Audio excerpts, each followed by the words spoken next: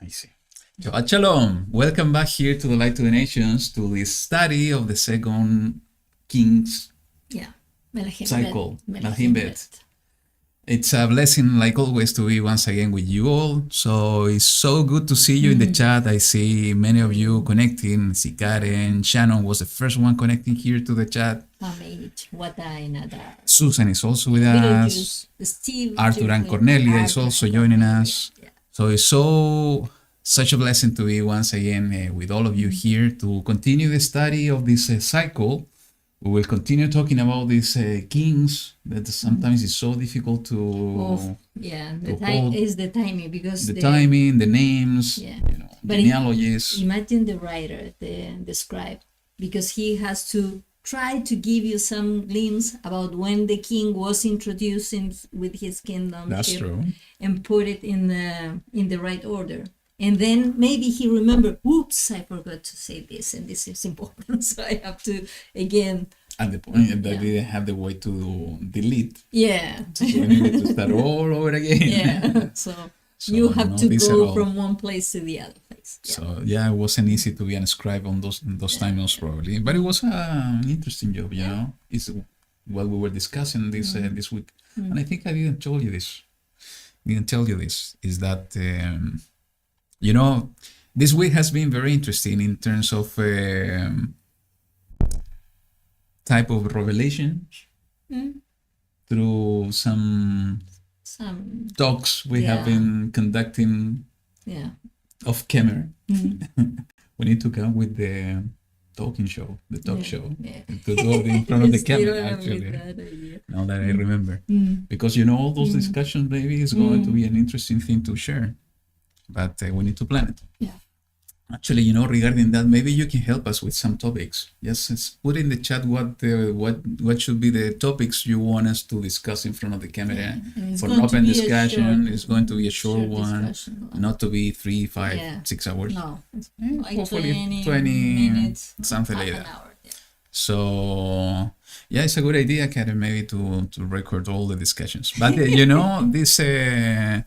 this week has been interesting, and one of the things that we have been talking, and it's a kind of research I have been doing, and YaHuWaH, like always, connecting dots without time, because things that I saw many years ago, now I'm seeing it again, different ways, and connecting the dots.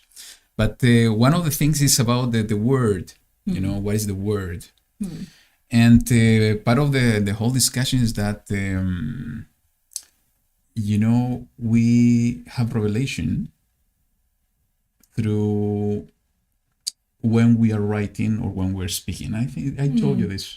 This was part of the discussion. So that's why maybe being a scribe on those times was a blessing, because by writing down what the scribe was hearing, he was also receiving revelation, allowing the Ruach to speak through him in the written form. So, and maybe some of you have experienced this, is that when you begin to write down a paper, some study you are doing, sometimes you are writing and things start flowing, and things that maybe you didn't see before are just began to flow in that moment. It's because that's the way that the Ruach HaKodesh, through the word, the Devar, is revealing himself and revealing the truth of the kingdom, the truth of the Elohim, through that process.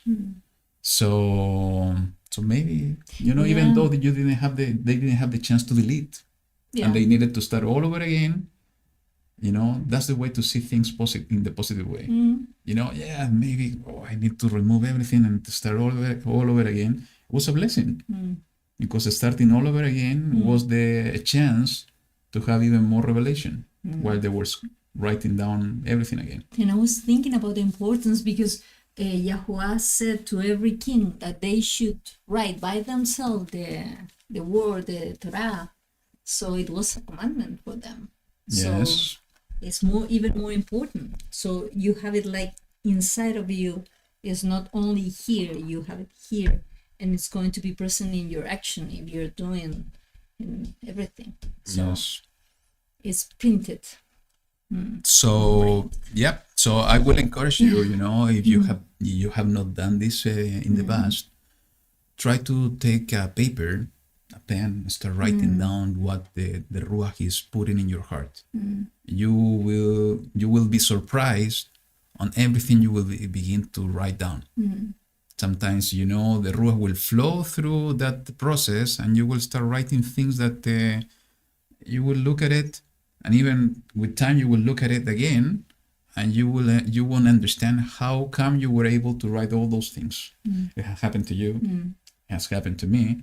I was taking a look the other day on a paper. I began to write down. It's related to an interesting topic, and at the same time is a difficult one. It's about relationship.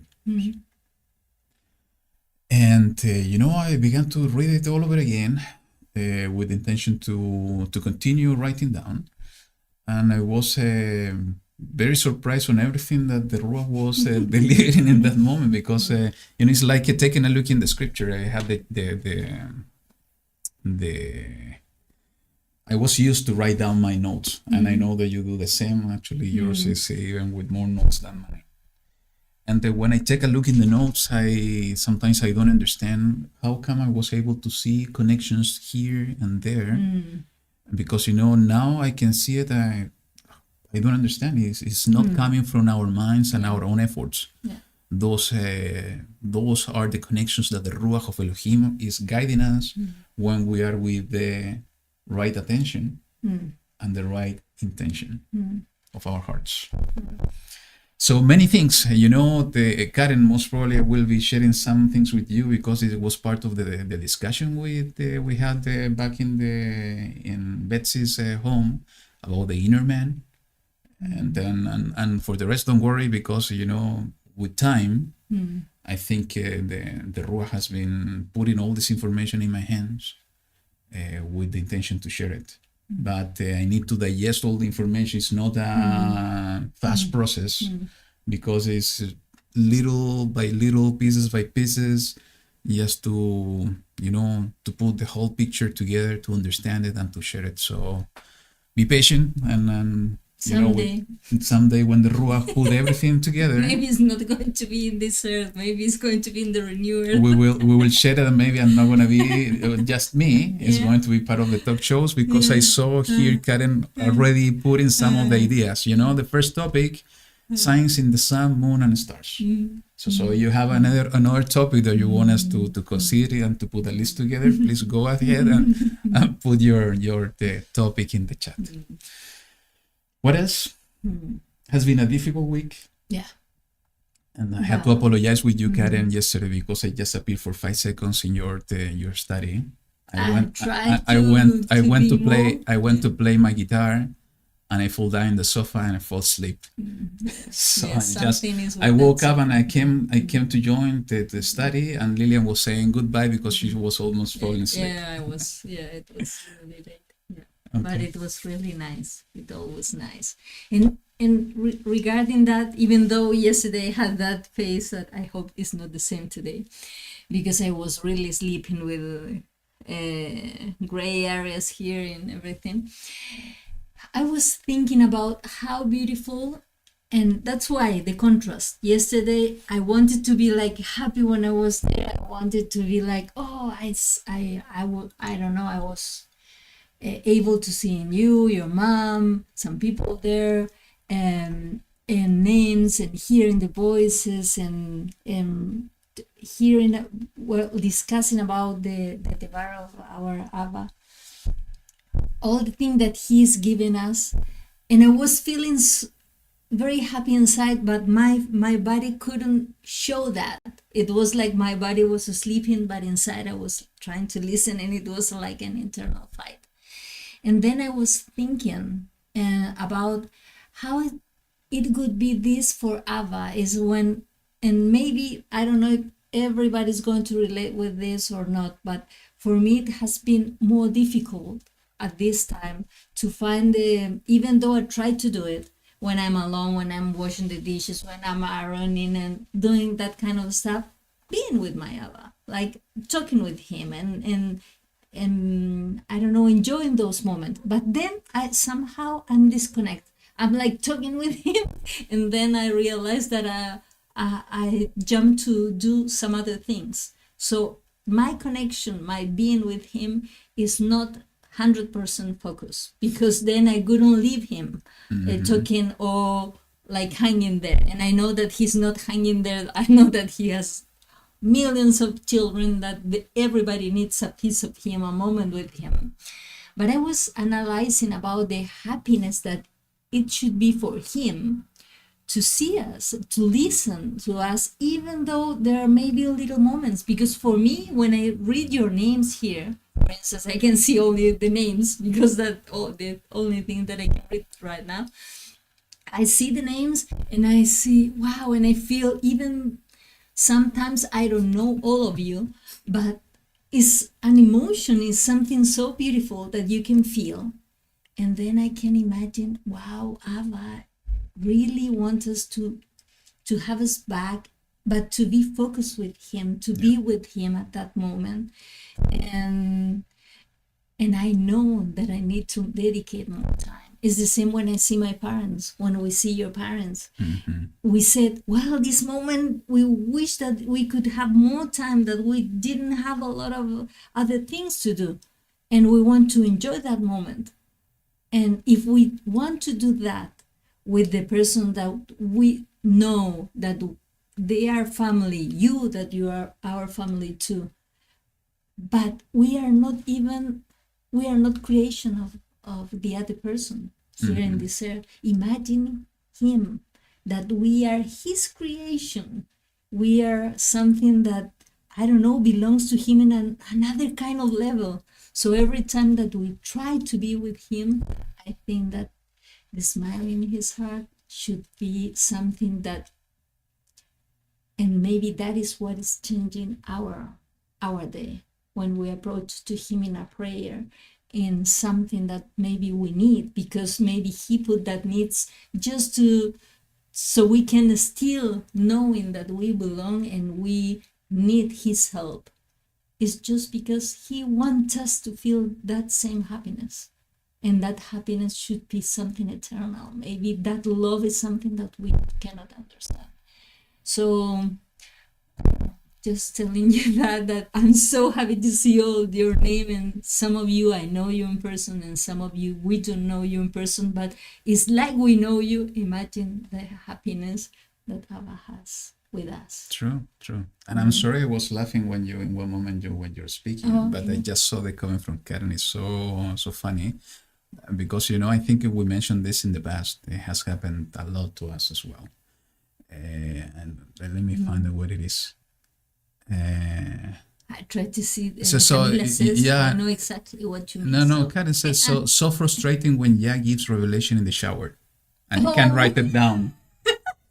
Yeah, that's true. And Camila is saying, and that happens to me a lot. I try to come up with ways to remember when I can't write it down immediately. Maybe you can have just a pen and start writing down in the walls while you're taking a shower. But it has happened to me a lot, and to you as well. And connecting with what we were discussing earlier today, I think there is a reason for the why it's happening while we are taking a shower, when we sometimes we have those moments of revelation. And it's exactly what we're talking before. You know, first we are with closed door. We are alone. We are alone. We are in a moment of we are vulnerable. We are taking a shower. Cleansing somehow. And cleansing. We have the water, but what happened is that we are in a moment of kind of isolation, with a full focus on what we're doing, while we are entertaining our thoughts, maybe in specific things, while we are totally isolated and disconnected to the surrounding. We don't have external, distractions. Correct. So we have our full attention to what we're doing and to that specific moment. So I think that's we can repeat the same exercise when they have this similar experience at any moment, when we discover what is special to when we're taking a shower, and apply the same to other situations. Let me give you an example. My case, and if I'm not wrong, it was the same with you in one moment. You know, when I was traveling many years ago, when I was my cycle to read one of my cycles to read the scriptures, I was taking the scripture in the bus and then in the subway. I was reading the scripture while everybody in the subway was taking a look in their cell phones and so on, social networks. I was taking a look in the scripture, and I was so focused on what I was reading, that I remember one was very funny, that I didn't realize that was the stuff that I needed to get out. And you know, when the doors were closed, I just realized, it was the one I needed. I had to jump out in the next one. So I was so absorbed on what I was reading, without even remembering my surrounding. And it was the moment that I was receiving a lot of revelation. Those notes that I have in my scripture, that I was connecting dots without knowing now. It was because I was so focused on the reading and on that isolated space, even though that I was surrounded with many people in a subway that was in movement, was moving. So at the end, what I'm trying to say is the attitude. It's the attitude and the focus we put on what we're doing. So, when we're praying, it's so important. And you mentioned something about that, what you were sharing before. And one of the things we discussed earlier, I was telling you that the real pandemic of this age, these times, the real pandemic is lack of attention. Our mind is going and jumping from one thing to the other in just a matter of seconds. Even when we want to put the focus on something specific, in one moment or the other, in a matter of seconds, our mind is going to somewhere else, and we are not in that place, in that time, doing what we are purposing our hearts to do. You were bringing all these examples of you want to share it. What? The couple that was going to. We were watching. He was in a meeting at that time, and so we were in a restaurant, and then I saw somebody else, a couple that they were arriving together also. I was just observing, and they were arriving that place. They were, holding hands and everything, talking to each other, and then the moment they have the seat and everything, both of them took their mobiles and they began to watch something inside, and they were laughing and everything, but each one of them, from that moment, they were in their own world. They were not sharing anything, and until I think that it was more than 15 minutes that they were like that. And then I was thinking, it's like what was trying to say, that it happens sometimes with the distraction that we have every day, that maybe we try to have that connection with Abba, but at some point we start being entertained with something else. and the technology, what it's doing, maybe the screens and the things that we see, maybe the mobile, maybe an email, maybe something like that, when they're it's related to something that is not from our, I don't know, our day to what the environment that we want to have, or the life that we want to build, is going to take our attention, and it's going to take us away from that space. So and we were thinking about that maybe all the technology is the things that are distracting us. When we start watching something and maybe the mobile has a notification, then that sound is going to bring your attention to something else, and now you're not focused on what you were doing or what you were watching, what you were discussing.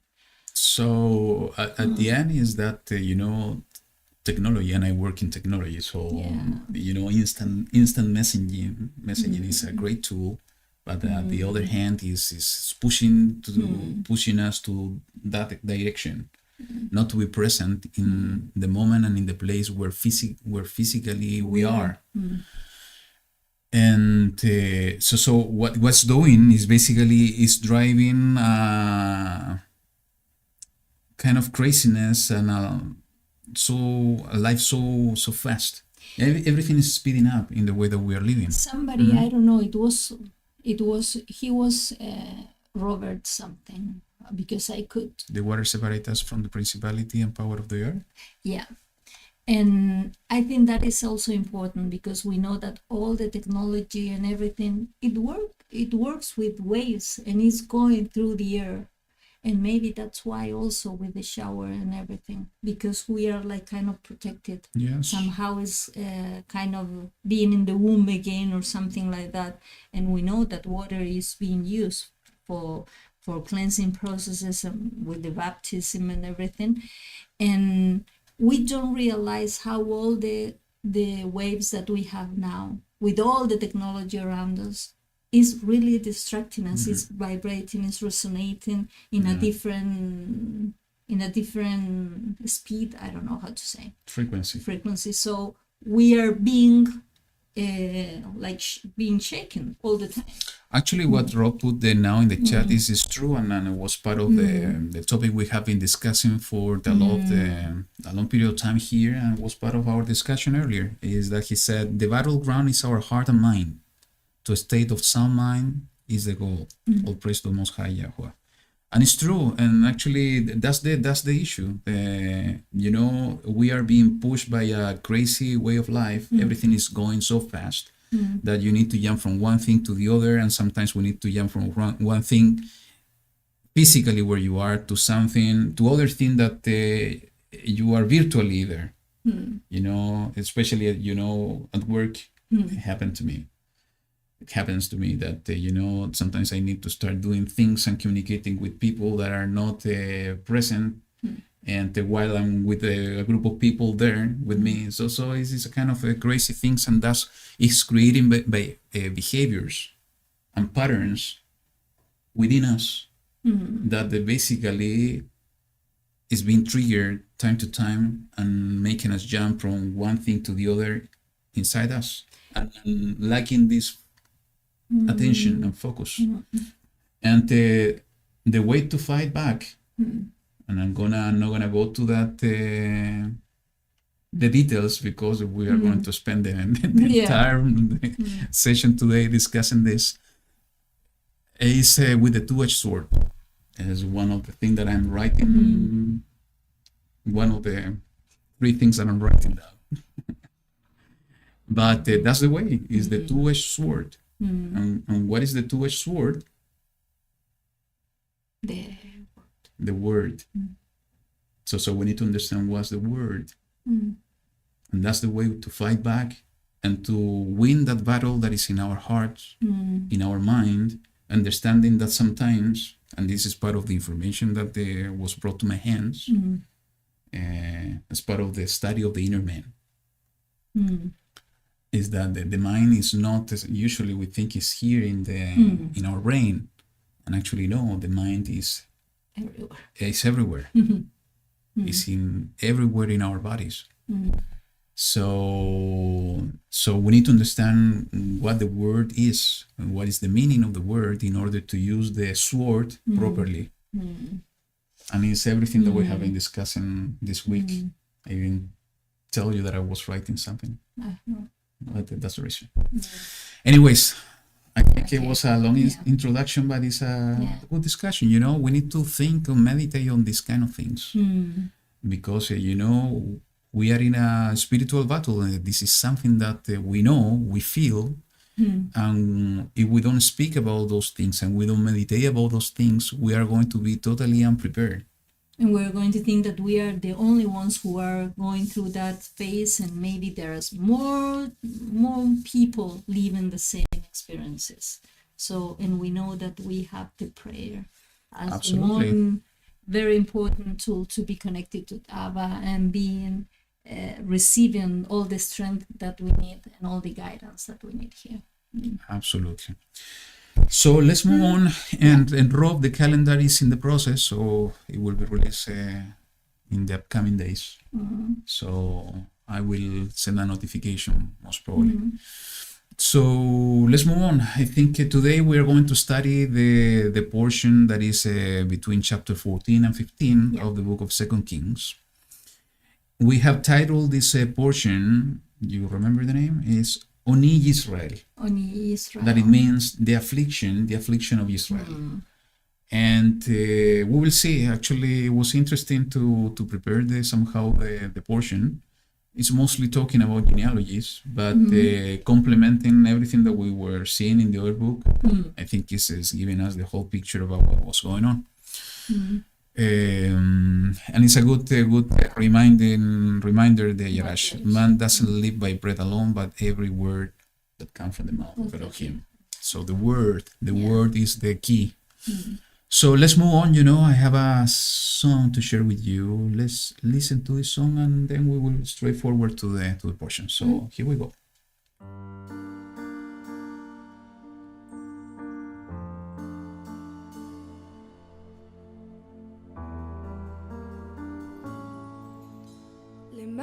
ציון לא אחשה ולמען ירושלים לא אשקוט עד יצא חנוג הצדקה בישועתה כלפיד תפאר וראו גויים צדקך בכל מלכים כבודך וקורא לך שם חדש בי אדוני קבנו והיית עטרת תפארת ביד אדוני וצניף מלוכה בכף אלוהיך לך יקרא חפציבה חפציבה, חפציבה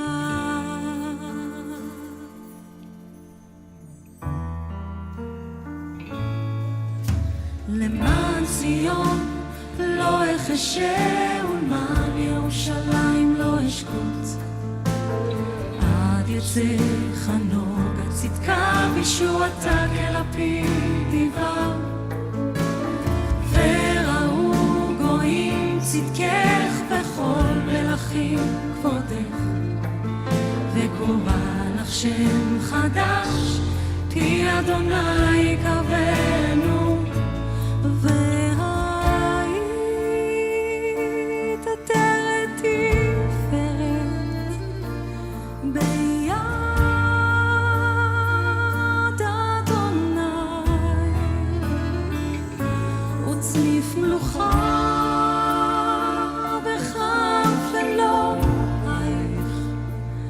לך יקרא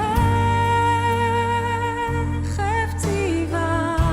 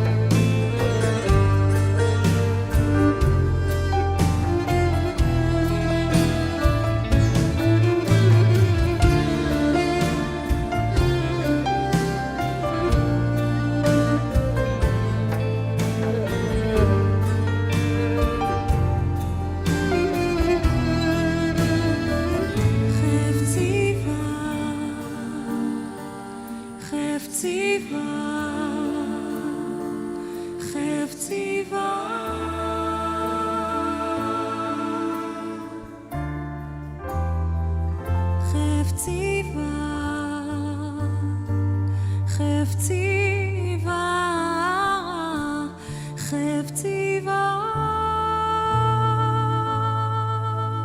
למען ציון לא אחשה ולמען ירושלים לא אשקוט.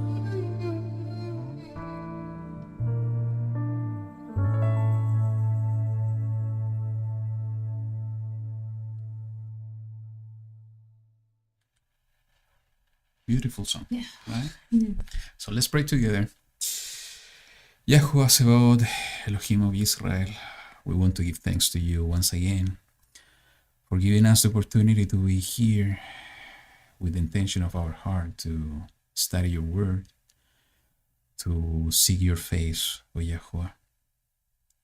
Thank you, Abba, because once again you are making a way for us to connect each other through this platform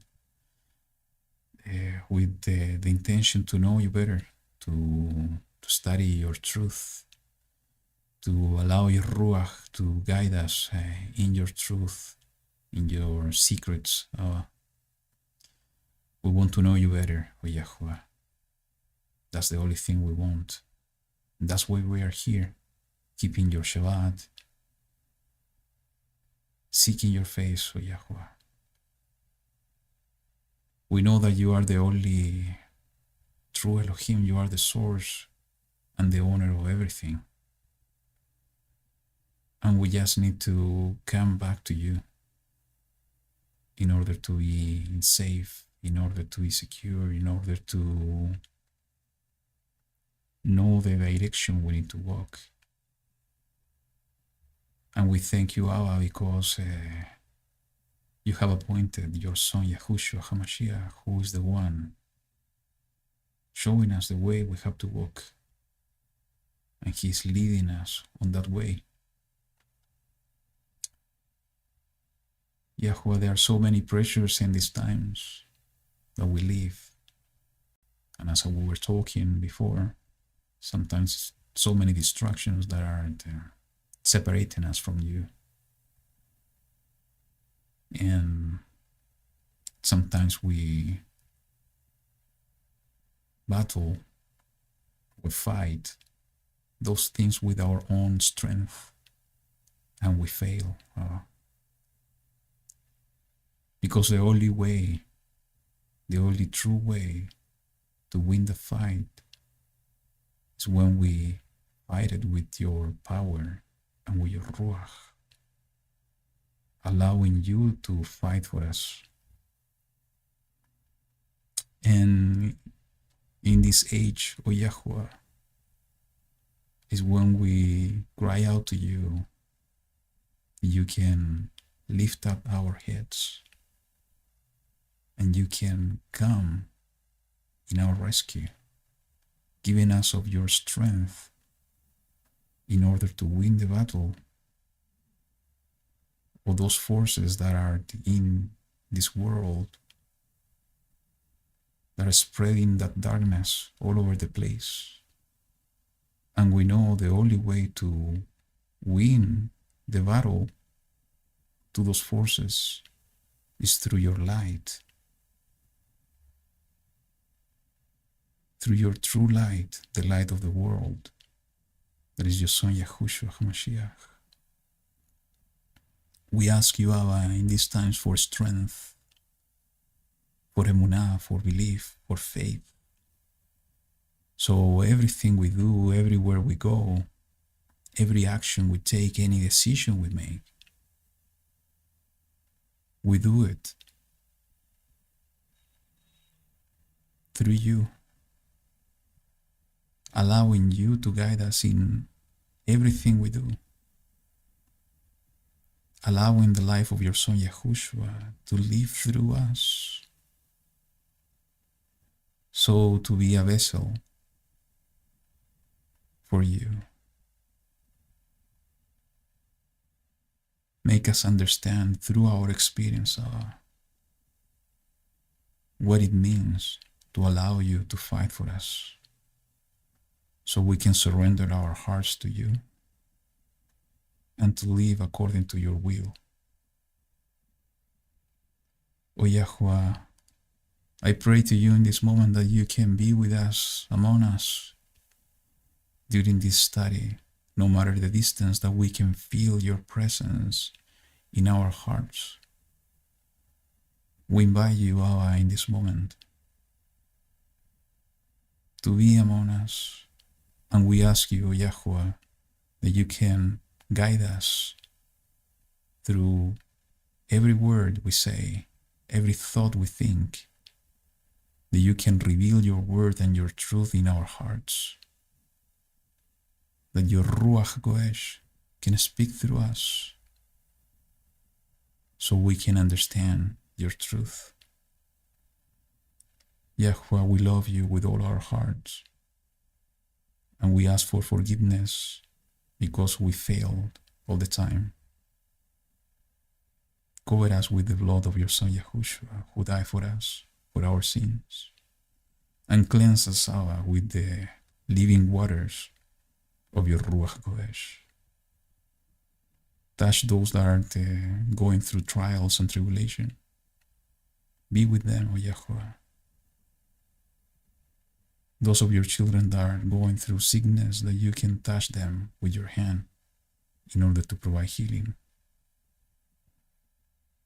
Those that are going through some emotional situation, that you can bind their hearts and bring joy and peace. Allow the fruit of your Ruach HaKodesh to be with us so we can be true witnesses of your kingdom. Thank you, Abba, because we know that you are with us.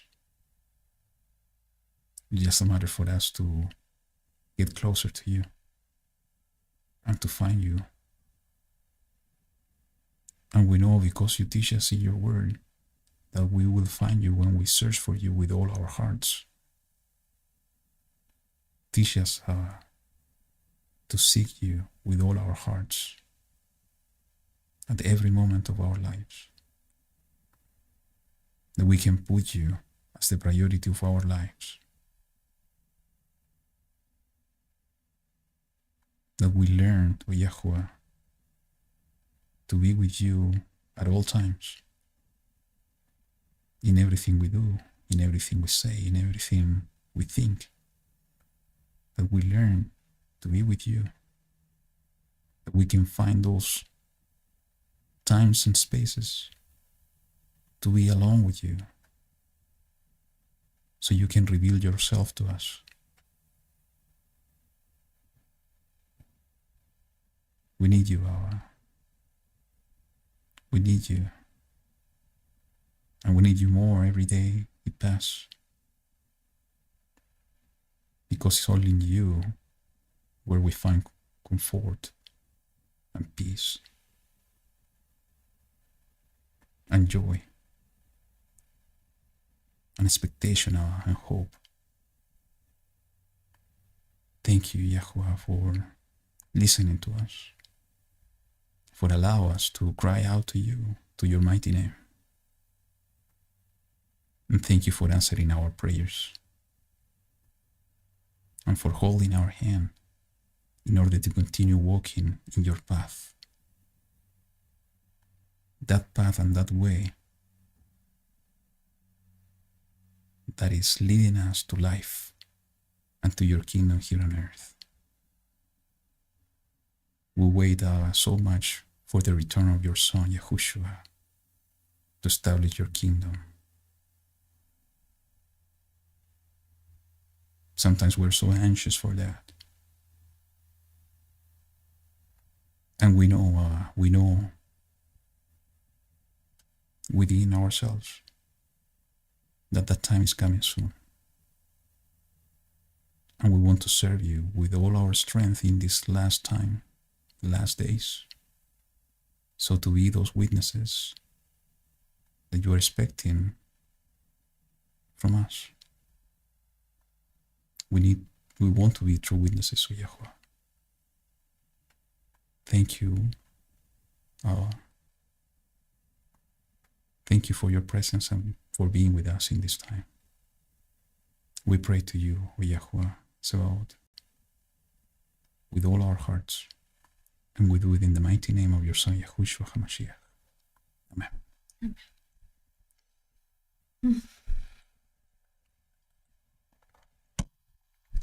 Let's move on. So let's go to the book of 2 Kings, chapter 14. And you are going to read first, right? Yeah. Okay. Sure. Let's do it. Okay. In the second year of YaHuWaH, son of YaHuWaH, sovereign of Israel, Yahu, son of YaHuWaH, sovereign of Yehuda, began to reign. He was 25 years old when he began to reign, and he reigned 29 years in Jerusalem. And his mother's name was Jehoadin of Jerusalem. And Jehoadin, the meaning was YaHuWaH is pleased. And he did what was right in the eyes of YaHuWaH, but not like his father David. He did according to all his father YaHuWaH did. However, the high places were not taken away. The people still slaughtered and burned incense on the high places. Maybe you can share what you told me about this one, verse 3. Yeah, about the verse 3, that it was like when we read every time that they're comparing, if they could make it like David or not. And sometimes they are in the middle, maybe with like his dad. In this case, it's like his dad. And I was telling JC that at that time, maybe the sovereigns, they have this like I don't know how to put it, like a goal to be like David, because we know that David was one king whose heart was according to YaHuWaH's heart. Even he was being put after Shaul, because we know that Shaul was being disobedient. He was doing what was right in his own eyes and his own mind. So David was this like, okay, this is my goal. I should be like him. And it was according to the word that he couldn't be like him. And then I was also thinking, I didn't share this with you because it says he did all according his father YaHuWaH did. However, the high places were not taken away, and the people still slaughtered and burned incense on the high places. So these were the things that he was missing. So maybe with this, he could have been like David. Maybe. And I was thinking about how we can translate that maybe to our current lives. That maybe for me, if I can relate this to something, to take the places, the high places down, and maybe to help people that they stop slaughtering and burn incense on those high places, maybe is like how you live now.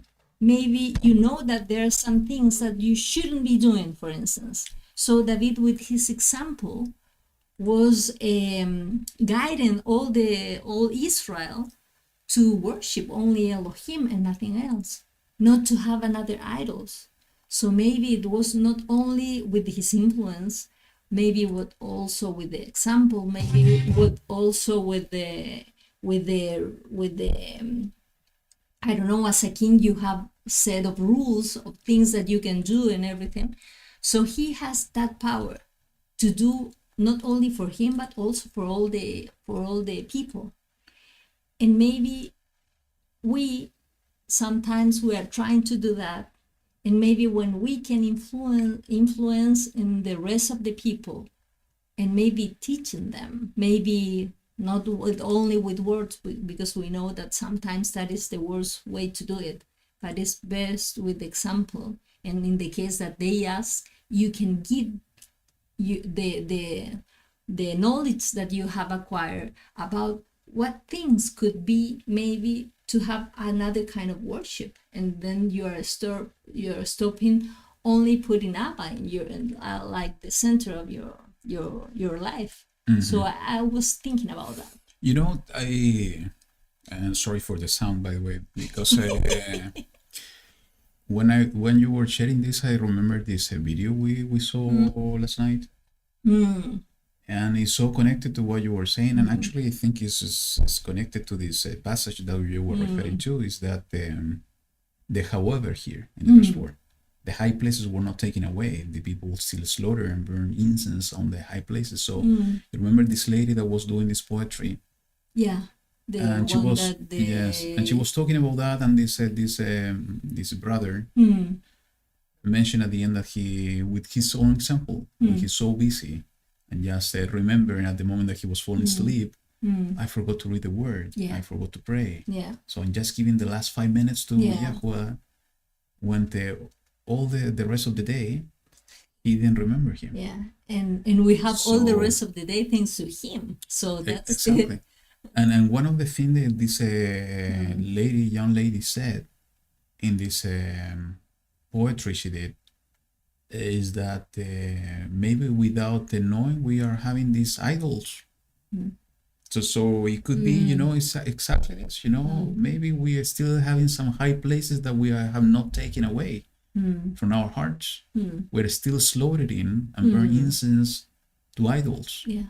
that are sitting in the place that belongs to YaHuWaH Sebaot. And especially if we are going to follow all these human-made traditions, things that they say that they are for YaHuWaH, for Elohim, but we know that they are not.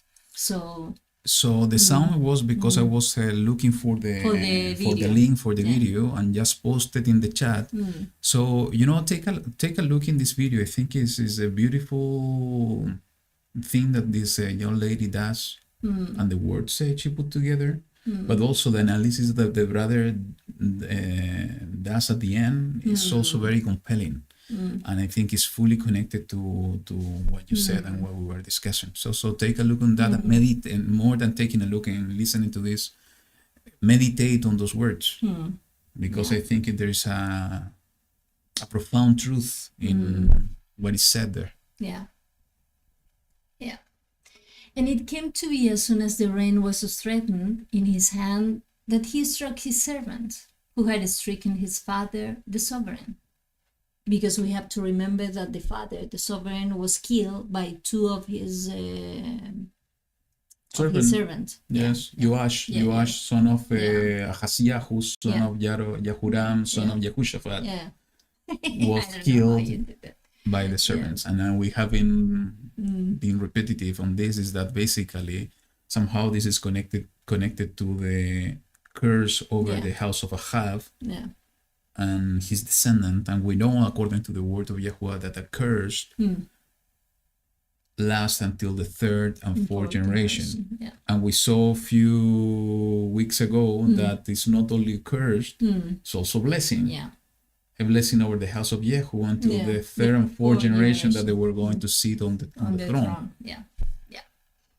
But he did not put to death the children And of this. Sorry, and Shabbat Shalom, Corinne. I just saw your message. Shabbat Shalom.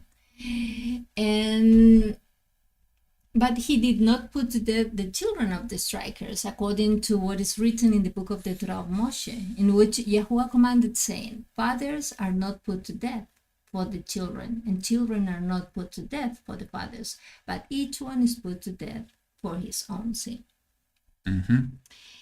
He struck Edom in the valley of Salt, 10,000, and took Selah in battle, and called its name Yoktel to this day. Amaziah then sent messengers to Jehoash, son of Jehoahaz, son of Jehu, sovereign of Israel, saying, come, let us look each other in the face. And you were saying that. Yeah, he wanted to have a good time, a let's conversation. have some I was inviting you to have a chat. Let's have some dinner or something like that. No. That was not the way that I phrase. really thought that was the intention. No, look each other in the face is like, we are going to have a battle. So that was the meaning. Actually, that was the meaning. Yeah. And Jehoash, sovereign of Israel, sent to Amaziah, sovereign of Yehuda, saying, I forgot to look how to pronounce this word. I think that is the thistle that was in Lebanon, sent to the cedar that was in Lebanon, saying, give your daughter to my son's wife.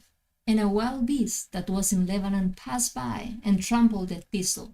Sorry if that's not the way to pronounce it. You have certainly stricken Edom, and your heart has lifted you up. Be esteemed and stay in your house.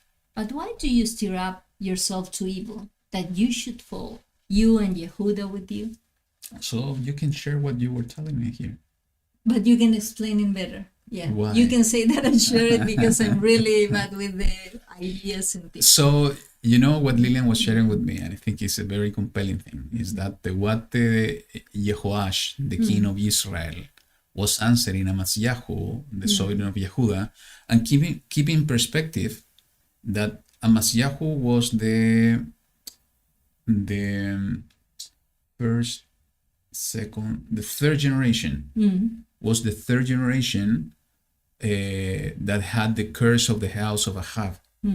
So he was a descendant of this marriage relationship between the son of Yehoshaphat, Jehoram, and the daughter of Ahab and Jezebel, that was Athaliahu. So, and let's keep it also in mind that the YaHuWaH, the king of Israel, was the son of Yehu. Yeah.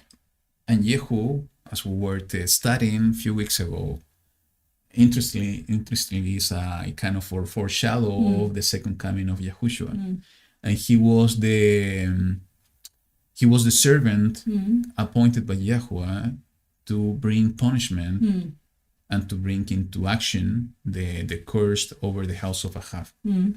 So what the YaHuWaH is saying here is basically is answering just for him to remember with the story that happened before.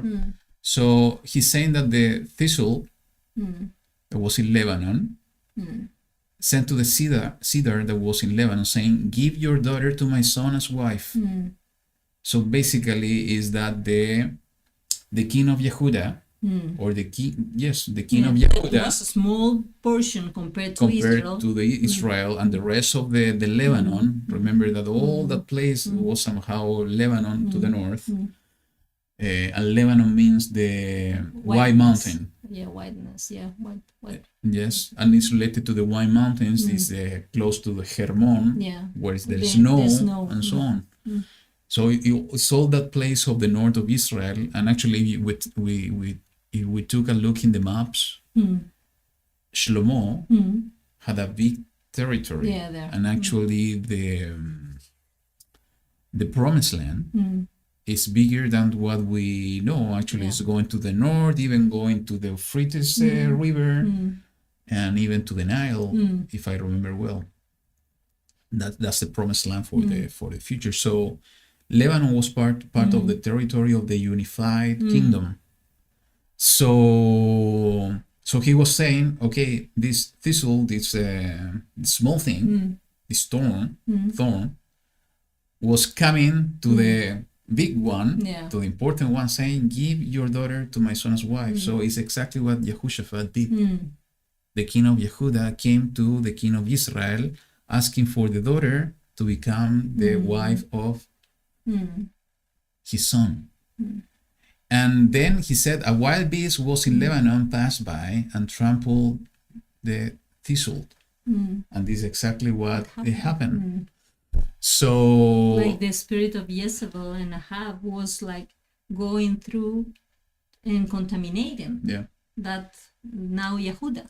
So it was trampling them. That's why, we still see things like, they didn't remove the high places because all that started and began with the Athaliahu, because they brought exactly the same things that Jezebel was doing somehow in the kingdom of Israel. So he's remembering this. So, and when he's saying, "You have certainly stricken it on, and your heart has lifted you up, be still and stay in your house."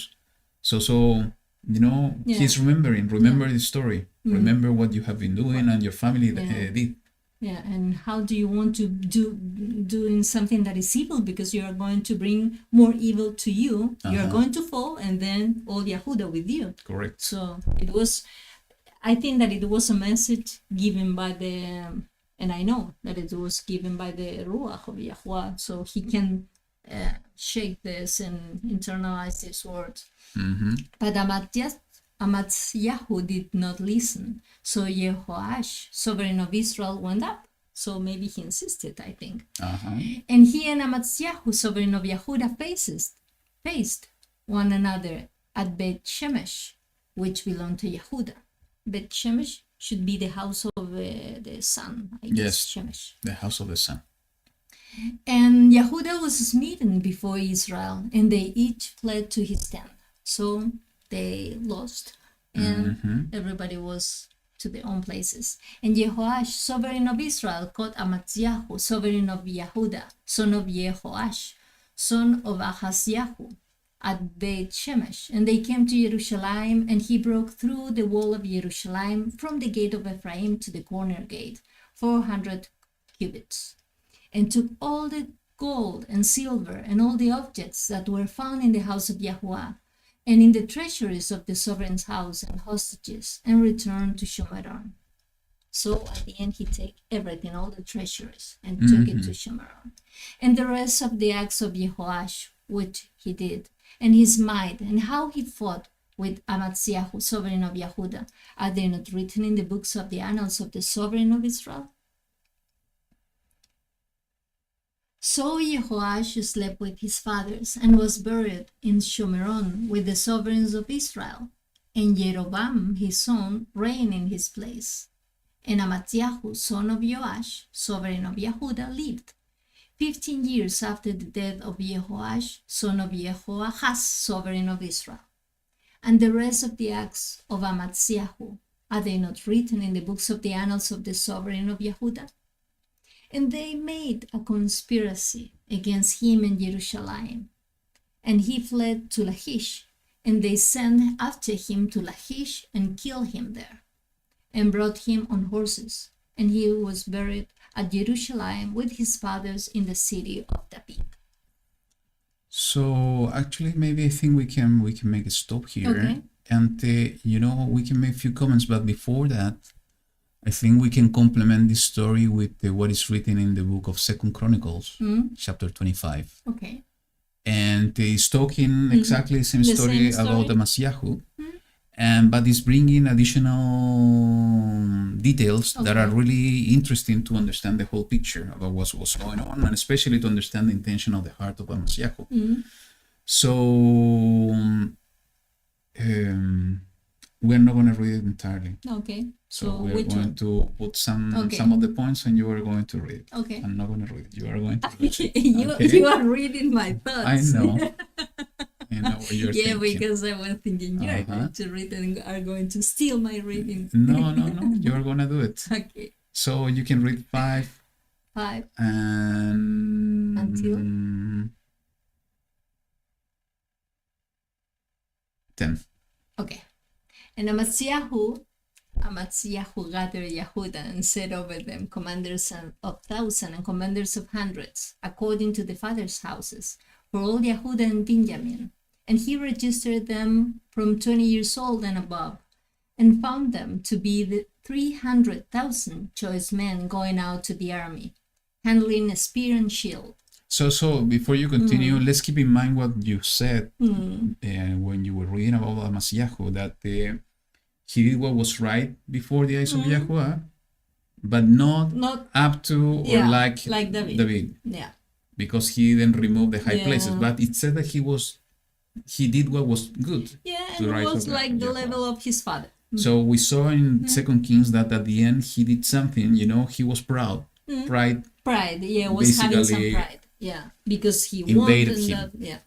And so it was something in his heart that was not right. And now with this We're we will see what more was, yeah. more on that. Okay. And he hired 100,000 mighty brave ones from Israel for 100 talents of silver. But So sorry, he was going to the battle. yeah, He was having some having people. an army, Yeah, but also he was he hiring the people of Israel to go with him. But a man of Elohim came to him, saying, O sovereign, do not let the army of Israel go with you, for YaHuWaH is not with Israel, with all the children of Ephraim. But if you are going, do it. Be strong in battle, else Elohim would make you fall before the enemy, for Elohim has power to help and to overthrow. And Amaziah said to the man of Elohim, But what do we do about the 100 talents which I have given to the army of Israel? And the man of Elohim answered, YaHuWaH has more to give you than this. So Amaziah dismissed the army that had come to him from Ephraim to go back home, and they were greatly enraged against Yehuda, and they returned home in a rage. So what I see here is that first he was doing what was right in the eyes of YaHuWaH, but there was something in his heart that he was not putting all his trust in YaHuWaH. That's why he was hiding the great ones of Israel, even knowing what was going on over there. Most probably he knew the story and history of what happened with Ahab, Jezebel, and so on. Somehow it was part of his family history. He knew about Jehu and so on. But he was putting his trust on them. And then, even that he decided to listen to what YaHuWaH was telling him through the prophet, he put his concern on the silver. Okay, he was going to be obedient, but he was concerned about, but I gave the money. So what I'm going to do with the money? So again, putting the focus on the material instead of putting the focus and the trust completely in YaHuWaH. Okay, so we see a kind of issue in the heart. Okay, and sometimes it's important when we bring all of this to our own cases. Those are the things that we need to analyze. Are we committing the same mistakes? That we're not putting the trust in YaHuWaH completely in Him, and that we are somehow with one foot here and the other one over here? Are we committing the same mistake of being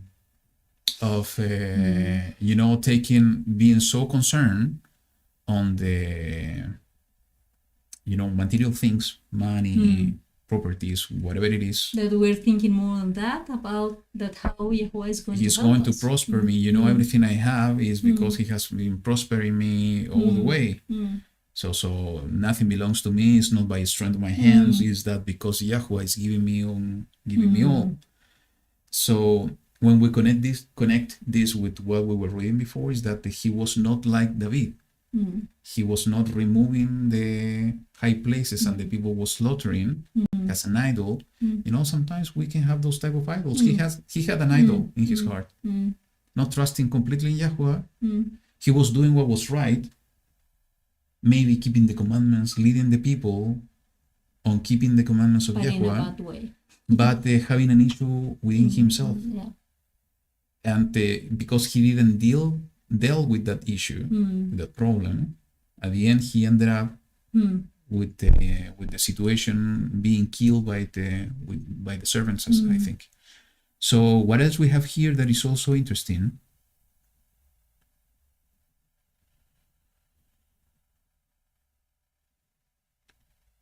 The 14.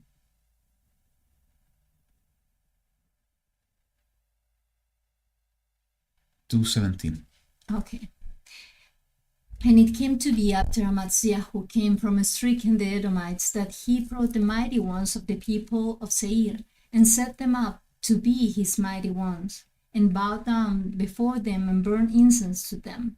Therefore the displeasure of YaHuWaH burns against Amaziah, and he sent him a prophet who said to him, Why have you thought the mighty ones of the people, which did not deliver their own people from your hand? Wow.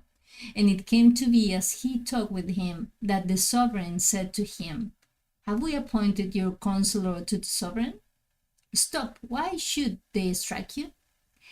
Then the prophet stopped and said, I know that Elohim has counseled to destroy you, because you have done this and have not listened to my counsel. And Amaziah, sovereign of Yehuda, took counsel and sent to Joash, son of Jehoahaz, son of Jehu, sovereign of Israel, saying, Come, let us look each other in the face. Okay. So, he has this problem in the heart, and at the end, because he didn't deal with it, he became an idol worshiper. Yeah. And you just read everything that happened, and basically that thorn in the heart became something even bigger.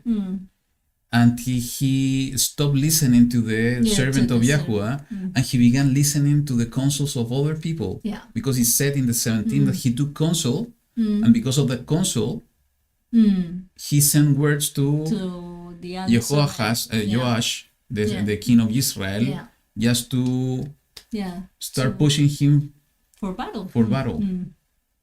So, how many times we are going into the same mistake?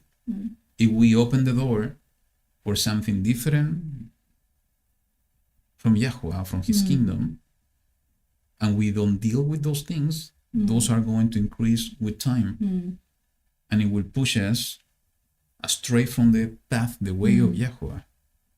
And actually we're going to start listening to other type of counsel. And maybe at the beginning it was like something like this. Yes. But with the time it was growing and growing until you take the bad decision. So what happened at the end is that he was killed. Let's go back to 2 Kings 14. He was killed similarly to what happened to his father. Yeah. It was where? Here. There was a conspiracy in the same way there was a conspiracy against Joash, his father. Joash, the king of Yehuda. Don't be confused, because there were two Joash in one time. Joash, the king of Israel, and Joash, the king of Yehuda. So Joash, the king of Yehuda, was the father of Amasyahu.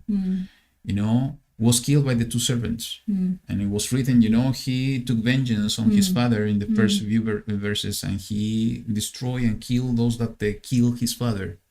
So in this case, it happened the same with him. A conspiracy was made against him, and most probably why?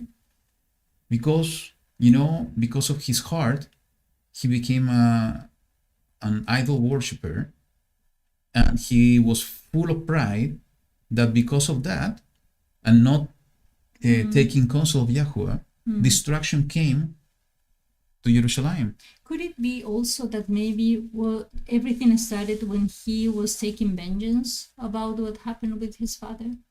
Because we don't read in any place that it was an instruction coming from YaHuWaH. It was something that he did because maybe he thought that it was okay. And maybe that was the open door. That's a good point. It could be. Now we need to keep in mind again, there was a curse. Till the third, fourth generation. So now we will see what's going to happen again. So, he tried to escape from this conspiracy, but, he was killed. He was killed anyway. So, I think this is a very important thing, because when we are filled of pride, with pride, and we start making the same mistakes as Amasyahu, destruction will come. We stop listening. Everything we care of will be removed. Because what I'm trying to put the parallel here is that YaHuWaH, the son of Yisra'el, called Amasyahu.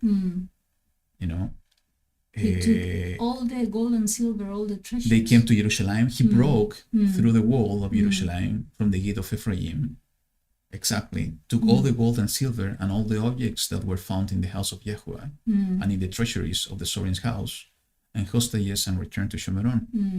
So basically, everything that maybe sometimes that they were caring about was removed.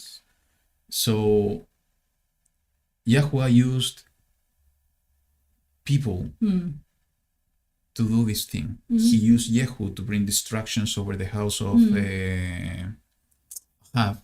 In this case, he's using the son of Yehu, YaHuWaH, to bring destruction over Amasyahu because of what he did.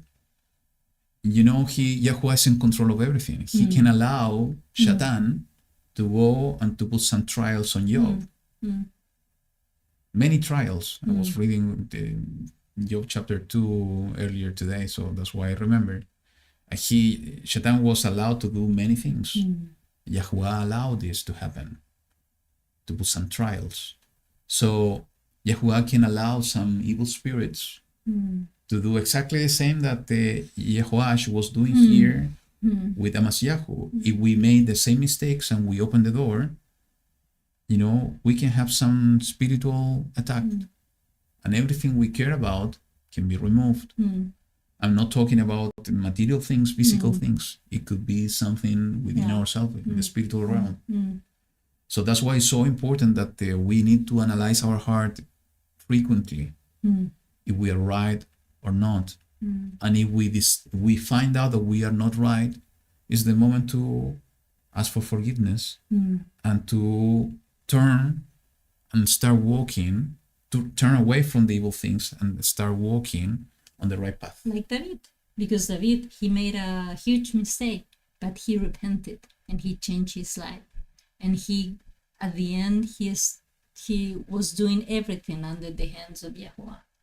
At one moment we can be, and we know that we are going to fall, but the promise that we have, that even though when we fall, that we can be raised up again and we can be forgiven. That is the only things that we should be looking for. Absolutely. So let's move on. Okay. 21? Yeah. And all the people of Yehuda took Azariah, who was 16 years old, and set him up to reign instead of his father Amatziahu. And let me put a disclaimer here, because when we are going to read this chapter and the next one, it's going to be confusing. It was going to be confusing because the same person is being named by two different names. In this case, it's being called Azariah, and in other places it's called Uzziah, but it's the same person. Why we have these two different names is something we don't know. Okay, so in this case, this is Azariah, the son of Amasyahu. Amasyahu was his father, and you will see that Uzziah, the one that is being mentioned in the other verses, is the same. It couldn't be the same like the other story, that it was at the end, it was the brother, and they were both of the same parent. But we haven't found any scripture. There is no evidence for that. There is no evidence. It could be, but Yes. we don't have any evidence like in the other case. Okay. And he built Eliat, and restored it to Yehuda after the sovereign slept with his fathers. In the 15th year of Amatziahu, son of Joash, the sovereign of Yehuda, so we are going back into the story, Jeroboam, son of Joash, the sovereign of Israel, began to reign in Shomeron, and reigned 41 years, and he did evil in the eyes of YaHuWaH. He did not turn away from all the sins of Jeroboam, son of Nebat, who had made Israel sin.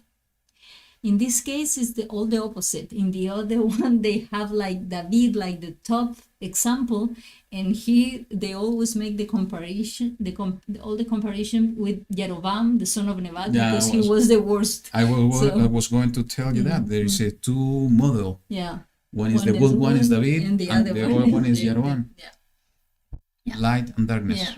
He restored the border of Israel from the entrance of Hamath to the Sea of Arabah, according to the word of YaHuWaH. Arabah is desert, I think. Yeah. It was the desert. And this Sea of Arabah is what we know as the Salt Sea. To the word of YaHuWaH, Elohim of Israel. Or the Dead Sea. Yeah, the Dead Sea. Today's. Yeah. Which he had spoken through his servant Jonah, son of Amittai, the prophet who was from Gath-Hepher. So, and you told me it's the same Jonah, yeah, right? it's the same Jonah. From the book of Jonah. From the book of Jonah, the one who was swallowed by the whale, the big fish.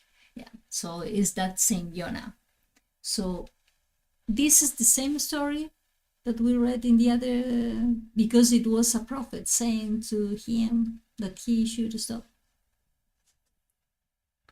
No, because this is another person. Yeah, okay. This is the Jeroboam, the king of... But the other one also has a prophet. Yes. So it was not mentioned the name. Uh-huh. Okay. Well, YaHuWaH saw that the affliction of Israel was very bitter, and there was no one, neither shut up nor left at large, to help Israel. And YaHuWaH had not said, And YaHuWaH had not said that he would blot out the name of Israel from under the heavens, but save them by the hand of Jeroboam, son of Joash? And the rest of the acts of Jeroboam, and all that he did, and his might, how he fought, and how he recovered Damascus and Hamath for Yehudah in Israel, are they not written in the book of the annals of the sovereign of Israel? So Jeroboam slept with his fathers, the sovereign of Israel, and Zachariah, his son, reigned in his place. Good. So, the only thing that I can comment, put a comment here is that it was kind of a similar situation that we were reading last week with Joash, when Joash visited Elisha when Elisha was dying. And we have all this situation that Elisha said that he needed to put an arrow in the bow and also to take the arrows and strike the ground, because that was the salvation that YaHuWaH was bringing over the Israel. Yeah. And we see here something very similar, because even though that this person, this king, was not worthy, Jeroboam, maybe. he was not worthy. Actually, he was doing what was evil before his eyes, because of his love and the covenant that he has with Abraham, Yitzhak, and Israel. He decided, because of his compassion, to put him as a deliverer. Yeah, somehow. Yeah. To save somehow Israel in the same way that he did it with the previous one. So, it's a beautiful picture, because we see the heart of YaHuWaH, that throughout history he has been trying to save his people all over and all over again.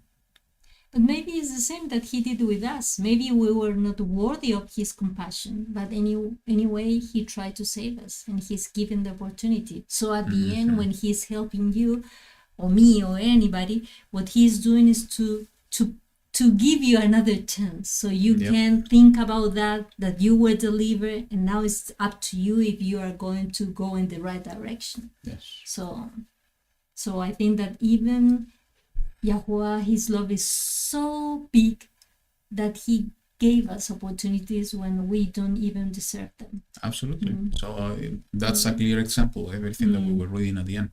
So let's move on to the chapter 15, and it says, starting in the verse 1, in the 27th year of Jeroboam, sovereign of Israel, Azariah, son of Amasiah, sovereign of Yehudah, began to reign. And he was 16 years old when he began to reign, and he reigned 52 years in Jerusalem. And his mother's name was Yehoyahu of Jerusalem. And that means, what it have? Okay, ability of YaHuWaH. That's the name of the mother. And it says, and he did what was right in the eyes of YaHuWaH, according to all that his father Amasiah did. Of course, the good part of what Amasiah did, not the wrong part as we were reading in the book of 2 Chronicles. However, and he made the same mistake. However, the high places were not taken away. The people still slaughtered and burned incense on the high places. And actually, he was doing the same mistake as his father at the end, and we will see in a minute. And YaHuWaH smote the sovereign so that he was a leper until the day of his death. And he dwelled in a separate house. And Jotham, son of the sovereign, was over the house, ruling the people of the land. And the rest of the acts of Azariah and all that he did, are they not written in the book of the annals of the sovereign of Yehudah? So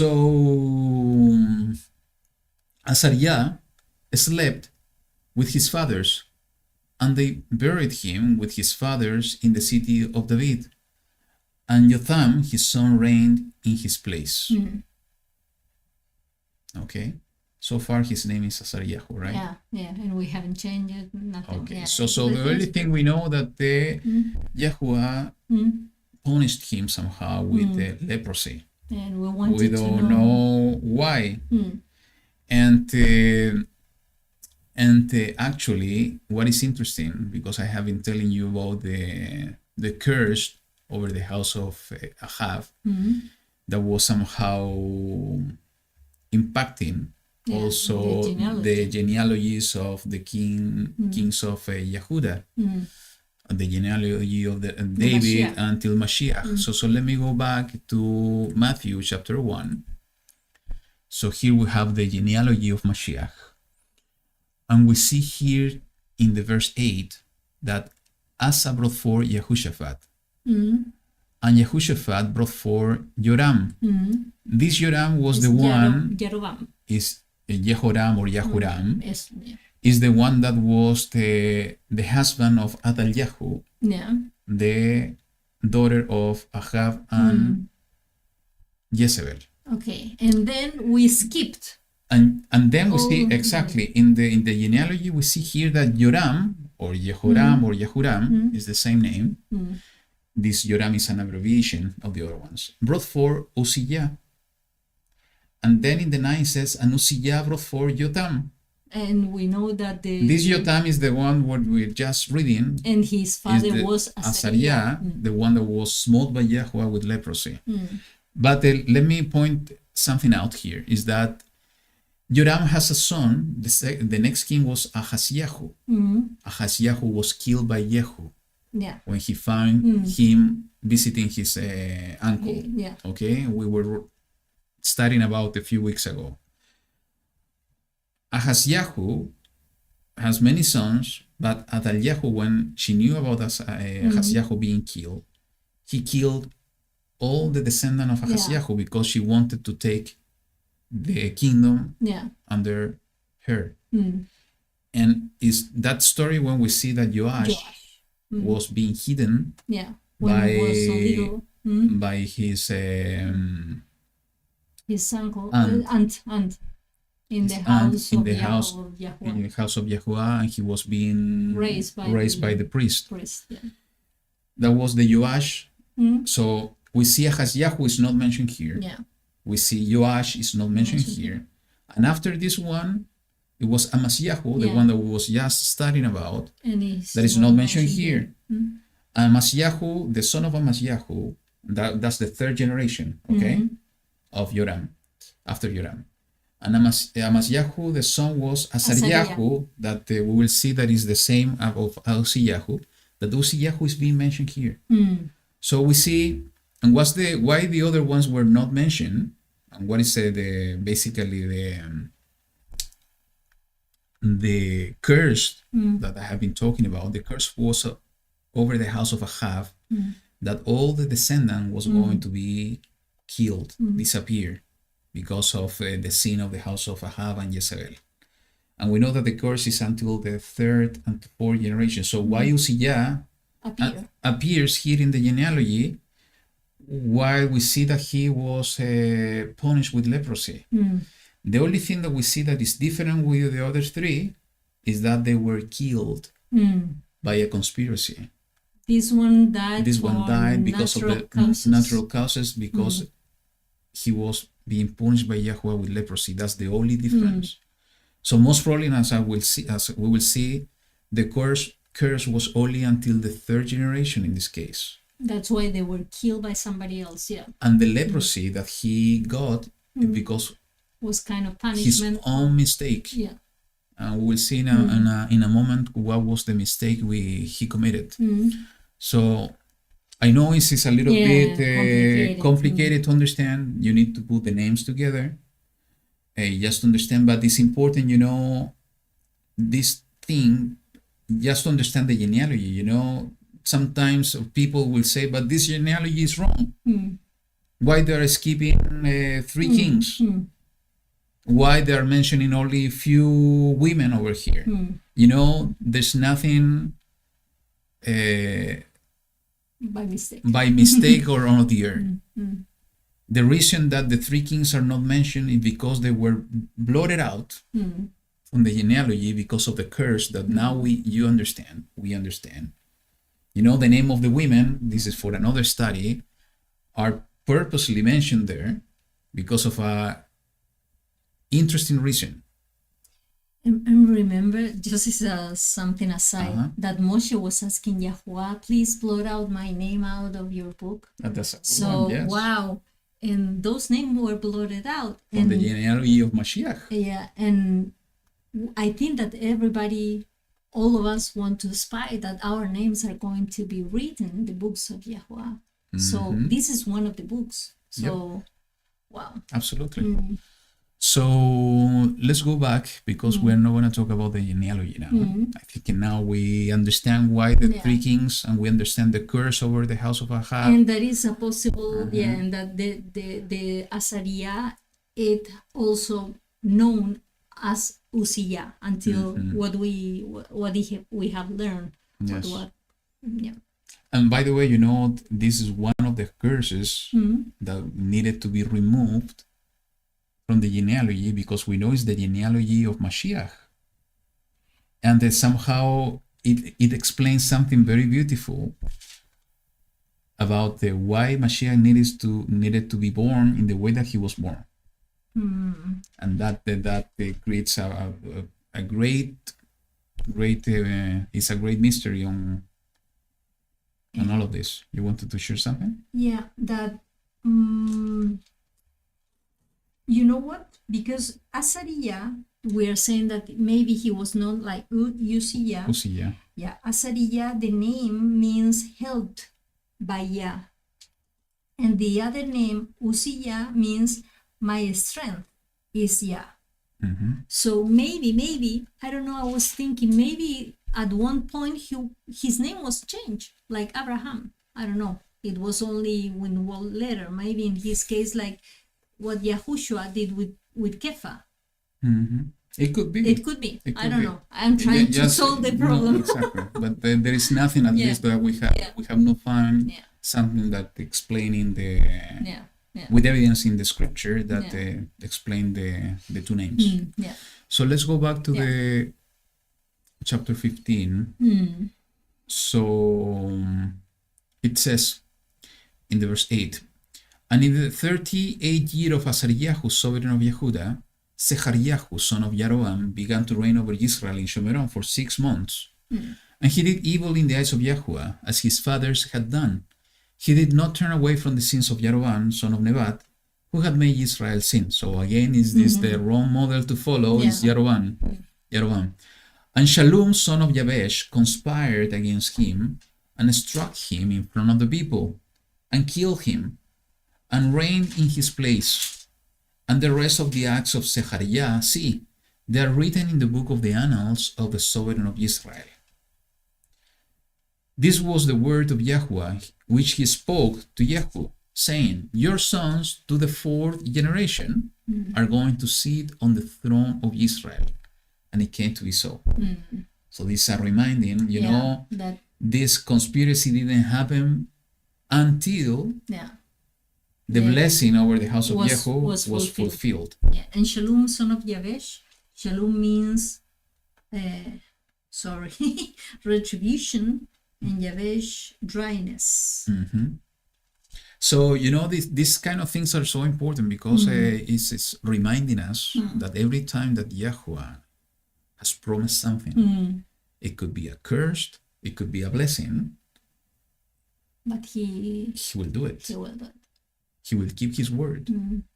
So there is a scripture that it says he is Elohim because he is the one who's not going to lie. What he promised, he was going to do it, even though it's against him. Like, wow. So in this case, you know, he promised this. All of them were doing what was evil in his eyes, but he said, okay, your descendants are going to be on the throne until the 4th generation. And even though that all of them were doing what was evil in his eyes, he kept the promise. Okay. Maybe he was waiting until this moment and say, wow, now I can change it. Could be. So it says, the 13, Shalom, son of Yabesh, began to reign in the 39th year of Uzziah, the sovereign of Yehuda. So now we see it was not Azariah, it's Uzziah. Maybe they changed the scribe, and the scribe knew that they name. Maybe. The sovereign of Yehuda, and he reigned a month of days in Shomeron. And Menachem, son of Gadi, went up to Tirzah, from Tirzah, and came to Shomeron, and struck Shalom, son of Yabesh, in Shomeron, and killed him, and reigned in his place. You know, when I see this happening, and I will continue seeing that this is going all over the places, that conspiracy after conspiracy in the kingdom of Israel, people killing the other king in order to take the power. I don't know why it comes to my heart what the evil spirits sometimes are doing. Are they jumping From one another, or inviting another one. So as YaHuWaH was saying that 7 more are coming in order to be part of controlling people. In comparison with YaHuWaH, that it was all the descendants from one tree. Yes. So in the other one you have one, and the other it was like. So it's like showing us that we need to hold the hand of YaHuWaH all the time. That is coming from that seed. If we depart from that, we will be jumping from one place to the other, allowing evil spirits to come and kill. And there are many verses that we can talk about that, and we can put as an examples, but you get the point. That's why it's so important, as we were discussing at the beginning, to put the focus and our eyes in YaHuWaH. Being like David. Our example is YaHuWaH. And we need to be like him. We need to live according to him. We need to follow his steps. Because if we don't do so, we are opening the door for everything that happened in the kingdom of Israel to happen in our lives. So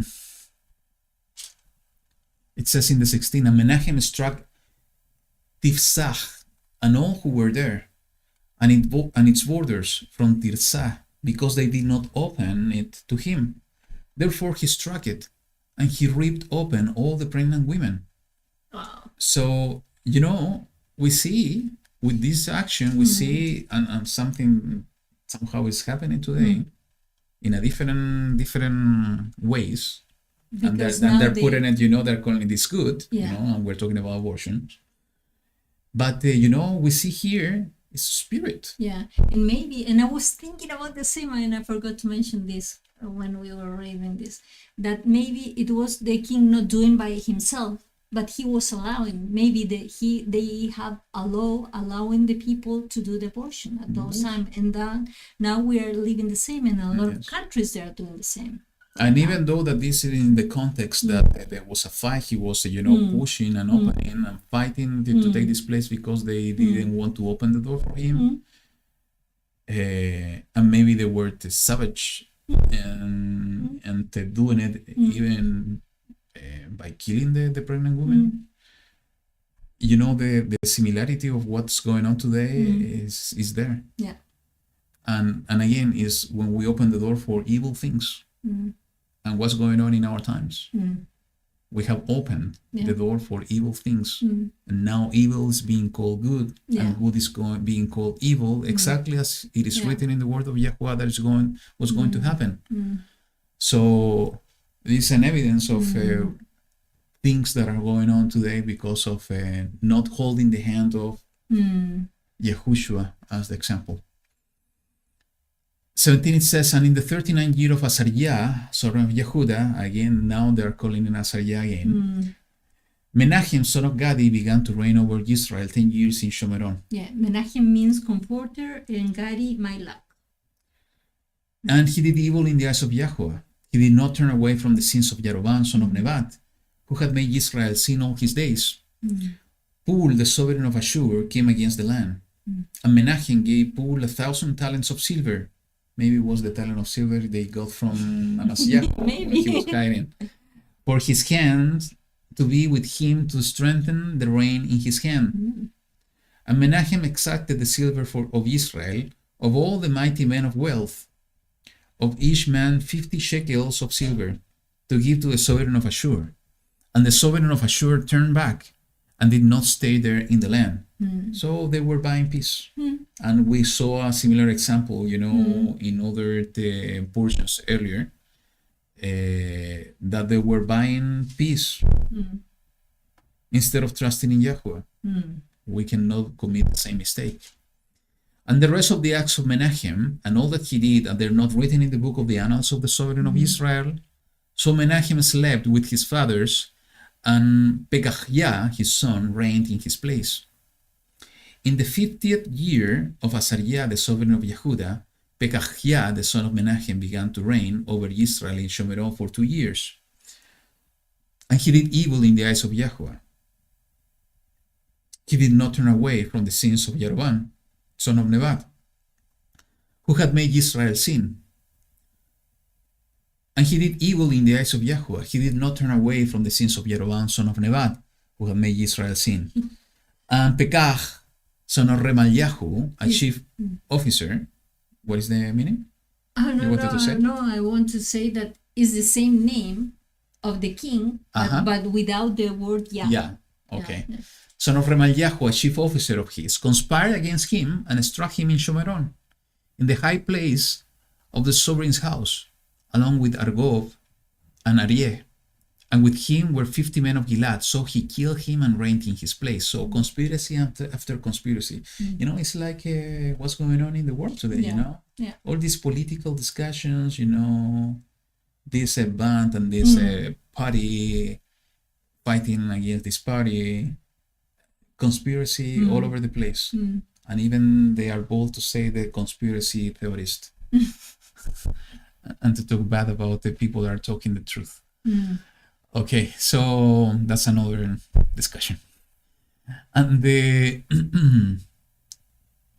what it is here. And he did evil in the eyes of YaHuWaH. He did not turn away from the sins of Jeroboam, son of Nebat, who had made Israel sin. In the days of Pekah, sovereign of Israel, Tiglath-Pileser, sovereign of Ashur, came and took Iyon, and Ebel-Beit Ma'achah, and YaNoach, and Kedesh, and Hatzor, and Gilad, and Galil, all the land of Naphtali, and took them into exile to Ashur. So this was a kind of precursor of removing the 10 tribes. You know, Ashur was taking some of the land that belonged to the tribes of Israel, and he was exiling people already. And Hoshea, son of Elah, led a conspiracy against Pekah, son of Remalyahu, and struck him and killed him, and reigned in his place in the 20th year of Jotham, son of Uzziah. So again, the name of Azariah being called Uzziah. And the rest of the acts of Pekah and all that he did, see, they are written in the book of the annals of the sovereign of Israel. In the 2nd year of Pekah, son of Remalyahu, sovereign of Israel, Jotham, son of Uzziyahu. And here we see that Jotham is son of Uzziyahu. In the other verse, we see that Jotham is son of Azariah. So Azariah and Uzziyahu is the same person. And as we saw in the book of Matthew, we see it in this way, that Joram, Uzziyahu, Jotham, sovereign of Yehuda, began to reign. He was 25 years old when he began to reign, and he reigned 16 years in Jerusalem. And his mother's name was Jerusha, the daughter of Zadok. And he did what was right in the eyes of YaHuWaH. He did according to all that his father Uzziyahu did. However, the high places were not taken away. The people still slaughtered and burned incense on the high places. He built the upper gate of the house of YaHuWaH. And the rest of the acts of Jotham and all that he did, are they not written in the book of the annals of the sovereign of Yehuda? In those days YaHuWaH began to send Rezin, sovereign of Aram, and Pekah, son of Remalyahu, against Yehuda. So Jotham slept with his fathers, and was buried with his fathers in the city of David his father. And Ahaz his son reigned in his place. So, you know, his father Uzziah or Azariah and himself, Jotham, they didn't remove the high places. But they even were mentioned in the genealogy of Mashiach. They were not being punished by the curse over the house of Ahab. And in this case, we don't see a conspiracy against Jotham. We need to take a look in the book of Chronicles to see if there's more information over there. But there is one question that is still open. Why YaHuWaH smote was punishing Uzziah or Azariah with leprosy? So let's go to the book of 2nd Chronicles, and we are going to read this one. Before going from there, Jerusha, the daughter of Zadok, I was thinking about Jerusalem, and the daughter of Sadok. Interesting. I don't know if it's the same Sadok we know that was the high priest. Yeah, I don't know. And most probably it wasn't because of the time. We need to calculate, it was 50 years of Uzziah. And we need to calculate all the other years because Sadok was during the kingdom of Shlomo. Okay, yeah. So most probably it's not the same person. Just the name. So let's go to the book of 2 Chronicles just to answer the question why he got leprosy. To the chapter 26. Do you want to read it? No, you can read it. You want me to read it? Yeah, this is belong to you. Okay. And yes, what a mess with the kings of Israel, with all this conspiracy, and that's happened when people depart from the way of YaHuWaH. Like maybe ourselves, we have some experiences in our own lives when we were far away from YaHuWaH, and we see things are going in the wrong direction. So let's see what happened with Uzziah. It says, and all the people of Yehuda took Uzziah, who was 16 years old, and set him up to reign instead of his father Amasiahu. So we see that Uzziah was the son of Amasiahu, so it's the same, 16 years old. It's the same description. So in the other places that is being called Asariahu, it's the same Uzziah. He built a lot and restored it to Yehuda after the sovereign slept with his fathers. Uzziah was 16 years old when he began to reign, and he reigned 52 years in Jerusalem, and his mother's name was Yeholiah of Jerusalem. It's the same, right? And he did what was right in the eyes of YaHuWaH, according to all that his father Amasiahu did. And he sought Elohim in the days of Zechariahu, who had understanding in the visions of Elohim, and while he sought YaHuWaH, Elohim made him prosper. Tell me. No, that everything was the same description? The same description, the name of the mother, the reign, the years that he reigned, everything. So it says, he was doing right. He was seeking Elohim in the days of the Zechariahu, most probably was the prophet, we don't know. And this phrase is so interesting. YaHuWaH Elohim made him prosper while he sought him. So we will have prosperity while we seek the face of YaHuWaH. What Amasiahu did, he put his eyes on the silver. Remember? He put his eyes on hiding people for security and to have more strength. So in this case, he was seeking the face of YaHuWaH, he was doing right. It says in the verse 6, and he went out and fought against the Philistines and broke down the wall of Gath and the wall of Yabneh and the wall of Ashdod and built cities around Ashdod and among the Philistines. And Elohim helped him against the Philistines and against the Arabians who lived in Gur-Baal and the Meunites. So, Elohim helping him because he was seeking his face. And the Ammonites gave gifts to Uzziah, and his name spread as far as the entrance of Mizraim, for he strengthened himself greatly. So, this is a good example that if we seek the face of YaHuWaH, YaHuWaH is going to fight the battles for us. YaHuWaH is going to prosper our ways. But we need to continue seeking his face and doing what is right in his eyes. It says, and Uzziah built towers in Jerusalem at the corner gate and at the valley gate and at the corner buttress and strengthened them. And he built towers in the wilderness and dug many wells, for he had much livestock, both in the low country and in the plain, farmers and vine dressers, in the mountains and in Carmel, for he loved the soil. So he was really prosperous man. Yes.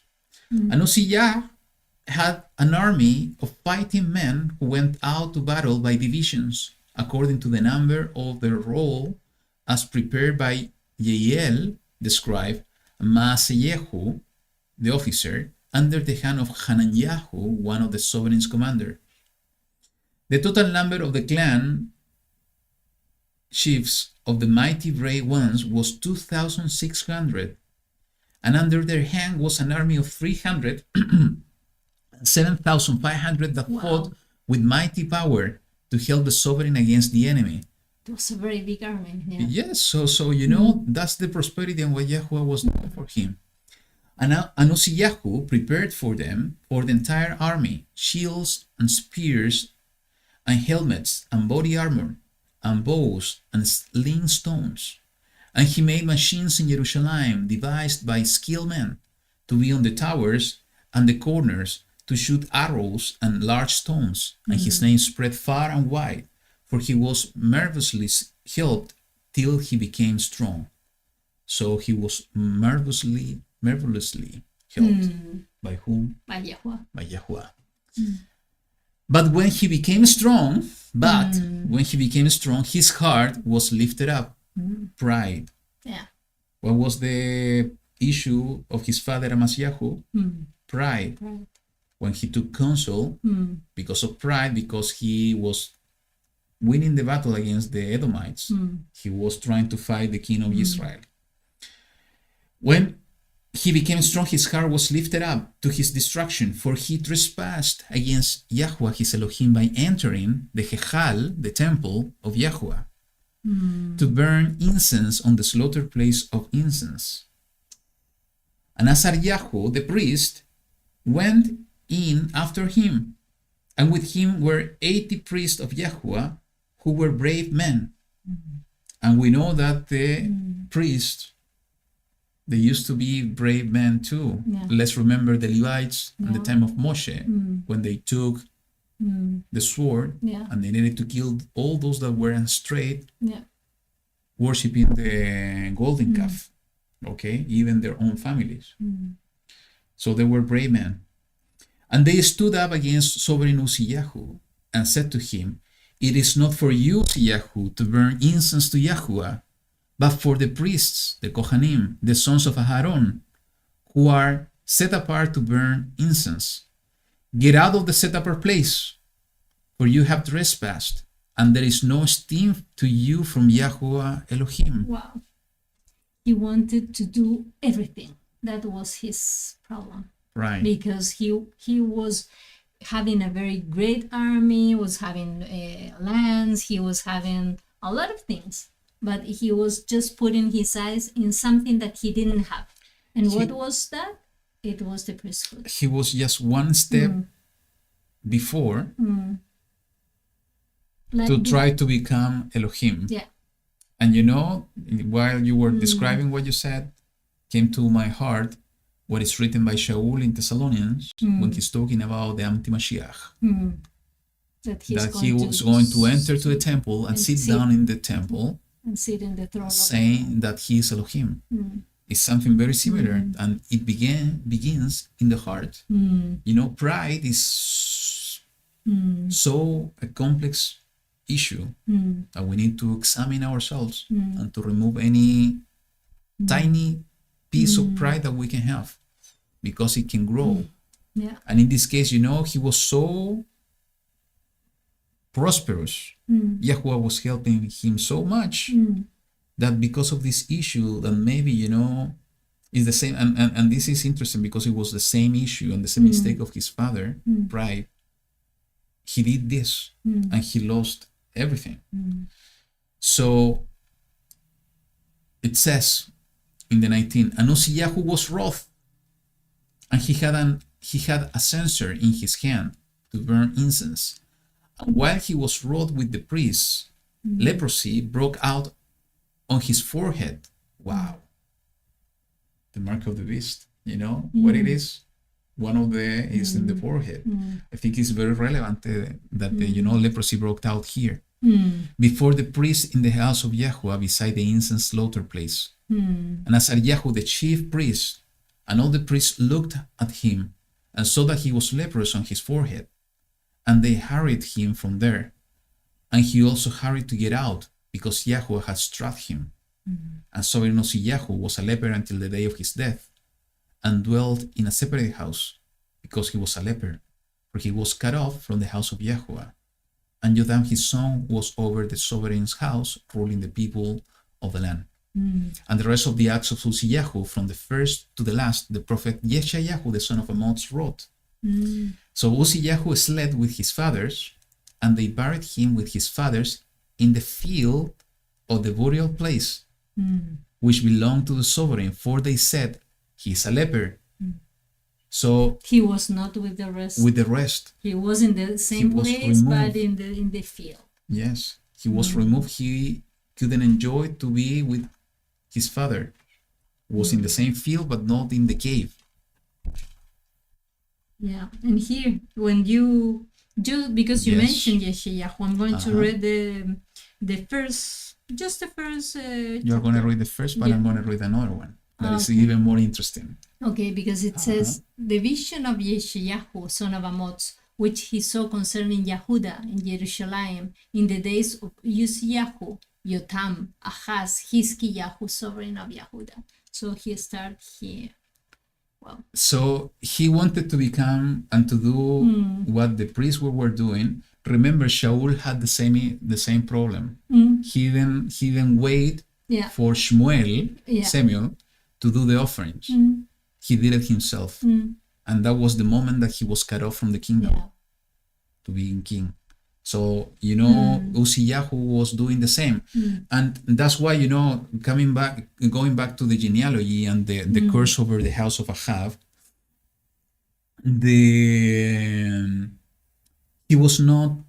he didn't die because of the curse. He died because of his own mistake. He wasn't killed. Remember that the curse over the house of Ahab is that the sword was coming. And everybody else was killed by the sword. Yeah. In this case, he killed by the leprosy. Yeah. He died because of the leprosy, because of his own mistake. And what happened when he died?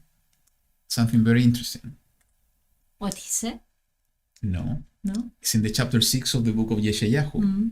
It says, in the year that sovereign Uzziah died, in the same year that Uzziah died, I saw YaHuWaH sitting on a throne, high and lifted up, and the train of his robe filled the Hechal. Above it stood seraphim. Each one had 6 wings. With 2 he covered his face, with 2 he covered his feet, and with 2 he flew.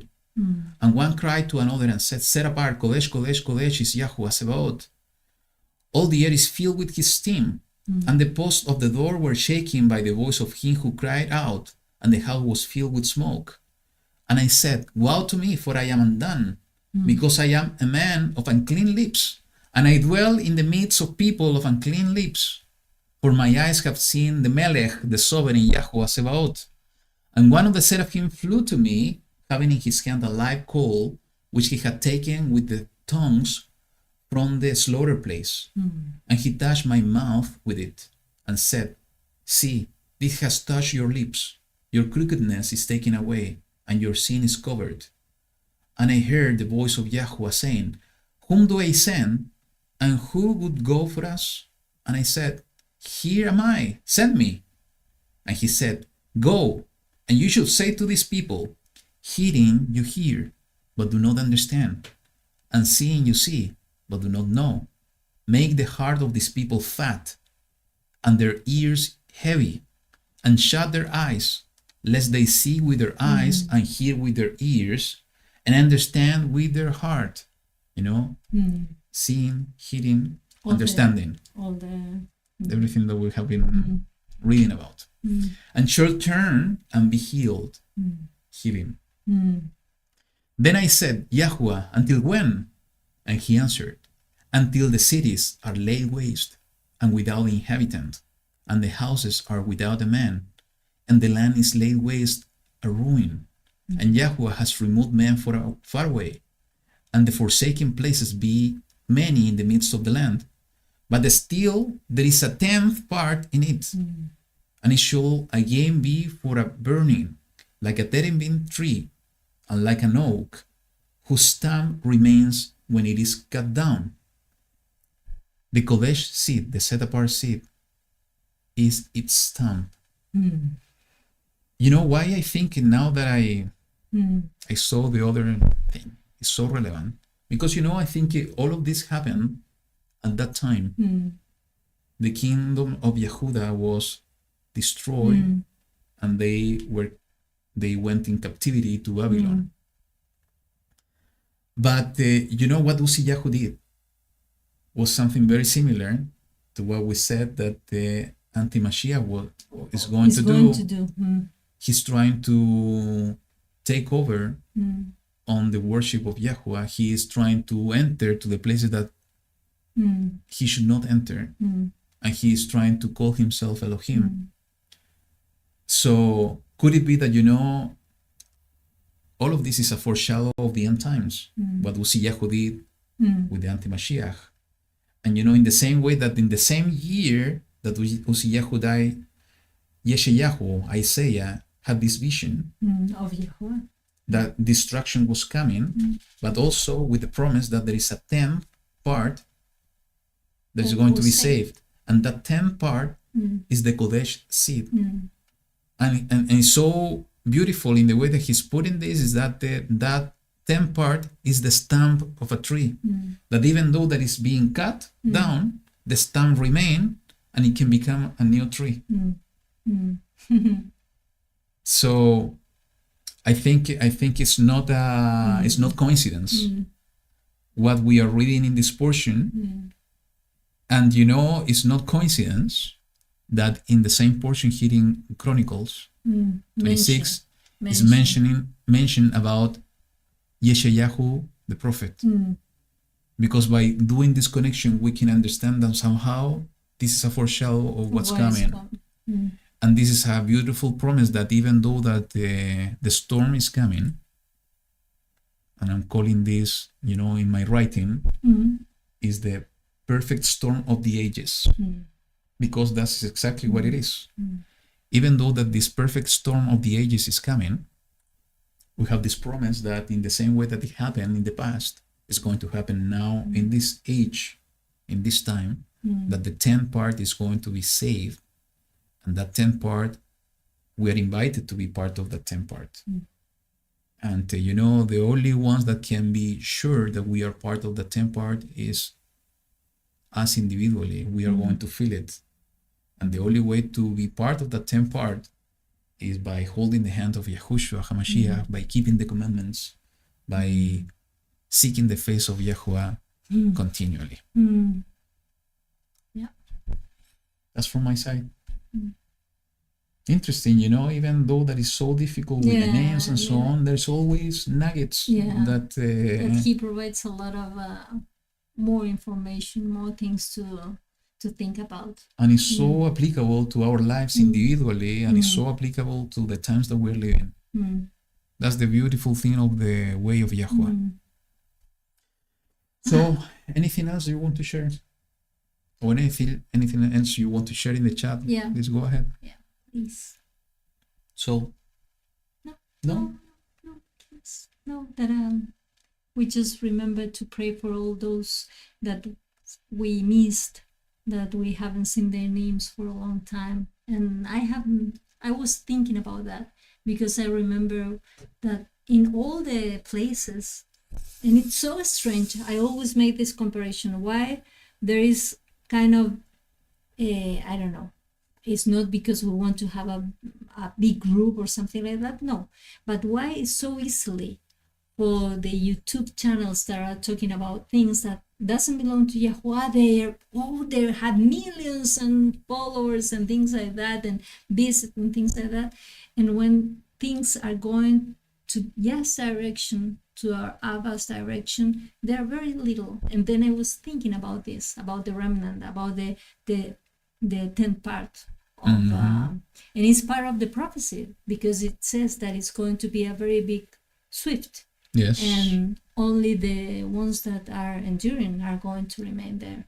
So sometimes we think, well, maybe we are a little flock and dispersed from different places from the earth, but it doesn't matter where we are. It doesn't matter if we are 12, because Yahushua had 12, and even when they were 12 at the beginning, at the end we can see that only 7 remain. So it always, you have a big portion and then you keep a little. So we have to pray to YaHuWaH to be worthy of being, I don't know, hanging from his hand and to have our names written down in his book. Yeah, in his book. Yeah, and have his seal in our foreheads and not else. leprosy. Yeah, no leprosy, nothing else. Yeah. Mm-hmm. Yeah. True. Mm. Okay, so let's keep it till here. It has been a blessing, like always, to be with you. And we enjoy every time that we are here, even though that we are not able to see your faces. You enjoy our faces, our beautiful faces. Yeah, and Yarash was asking, haven't seen Shirion. I was thinking about them when you were asking. Yeah, let's keep it Shirion, Dennis, and Debbie in our prayers. Yeah. I have been thinking on them. Yeah, Daniel, all the people that we haven't seen for a long time. Yeah. True. So, we are going to finish the session and the study as we always do with a song. And, I was listening to this one. It's in the same book that we were reading at the end. It's Isaiah, but it's the chapter 12. It's a beautiful one from this brother that we were talking last week from the Project of Love. Yeah. So I hope you will enjoy. And if you have the opportunity, look for his testimony, because it's a really good one. And is worthy to, and it's so nice to see that people are still, and it's going to be until the last day, that are turning their heart from the place, even from a dark place that they were, like we were in someday, they are going to be turning their hearts to YaHuWaH. True. So we hope to see you next week, if that's the will of YaHuWaH. In the meantime, enjoy your Shabbat. Yeah. Have a wonderful week. For those of you that are going to begin a new year, Shana Tova, keep us in your prayers, because we want to go to our property in the countryside. To check for the because signs. I have the sundials there, but I'm having difficulties after difficulties after difficulties to go. Yeah. We're supposed to go on Friday. Yeah. But yesterday. But I couldn't, because I was a difficulty on the blocking us to go. Now I wanted to go tomorrow morning, and again there is additional difficulty, and I'm supposed to be the entire week over there, but there's a new difficulty that most probably need to come back on Tuesday or on Wednesday. So keep us in your prayer. We are trying to do everything in our hands, but we will do what is He wants us to do. Yeah. But you were sharing that we are going to continue with the counting. Yes, that's what I said last week. What we are going to do is just the measuring, just to be witnesses of the beginning of the year. So that is what we are going to do. Yes, that's what we are going to do this year. We will continue measuring the luminaries. We don't have all the truth. We are still having missing pieces. Yeah. So we have decided in our hearts that we will continue the counting. But we need to keep looking at the luminaries, just understand the clock over there. Because if we trust even in the technology places where they put some information, even that information is not accurate what we can measure. So that's the idea. Absolutely. So keep us in your prayers, so Abba can open the door for us to do what He wants us to do. So anyways, we hope to see you next week. Yeah. Many blessings to all of you. YaHuWaH be with you all. And Shabbat Shalom. Shabbat Shalom. Have a wonderful week. Bye-bye.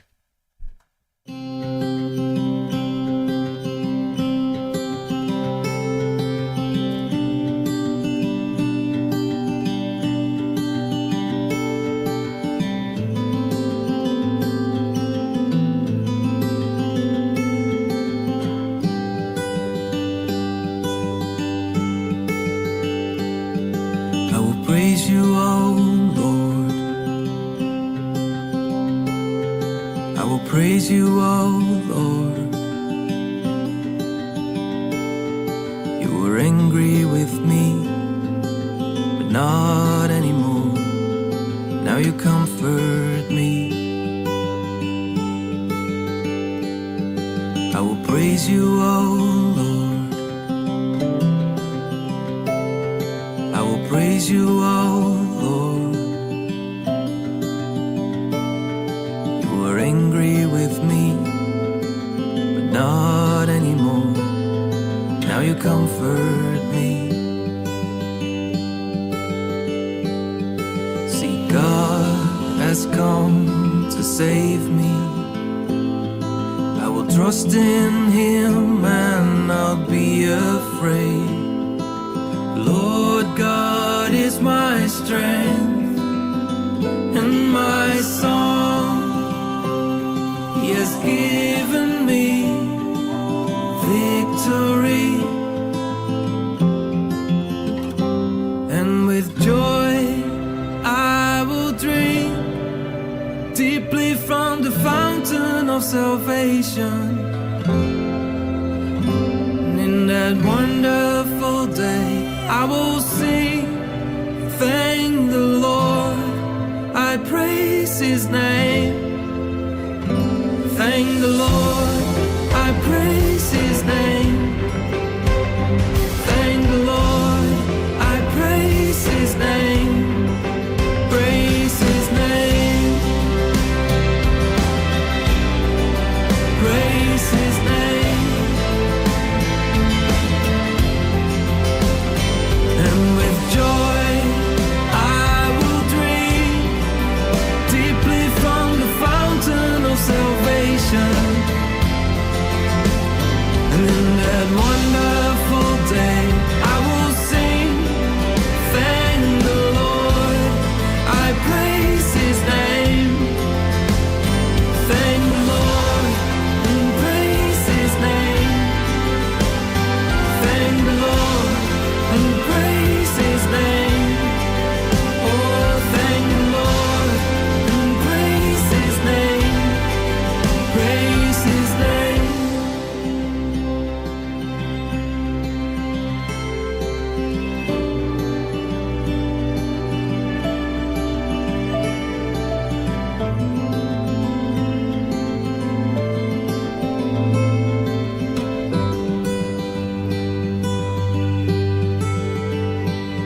I will praise you, oh Lord.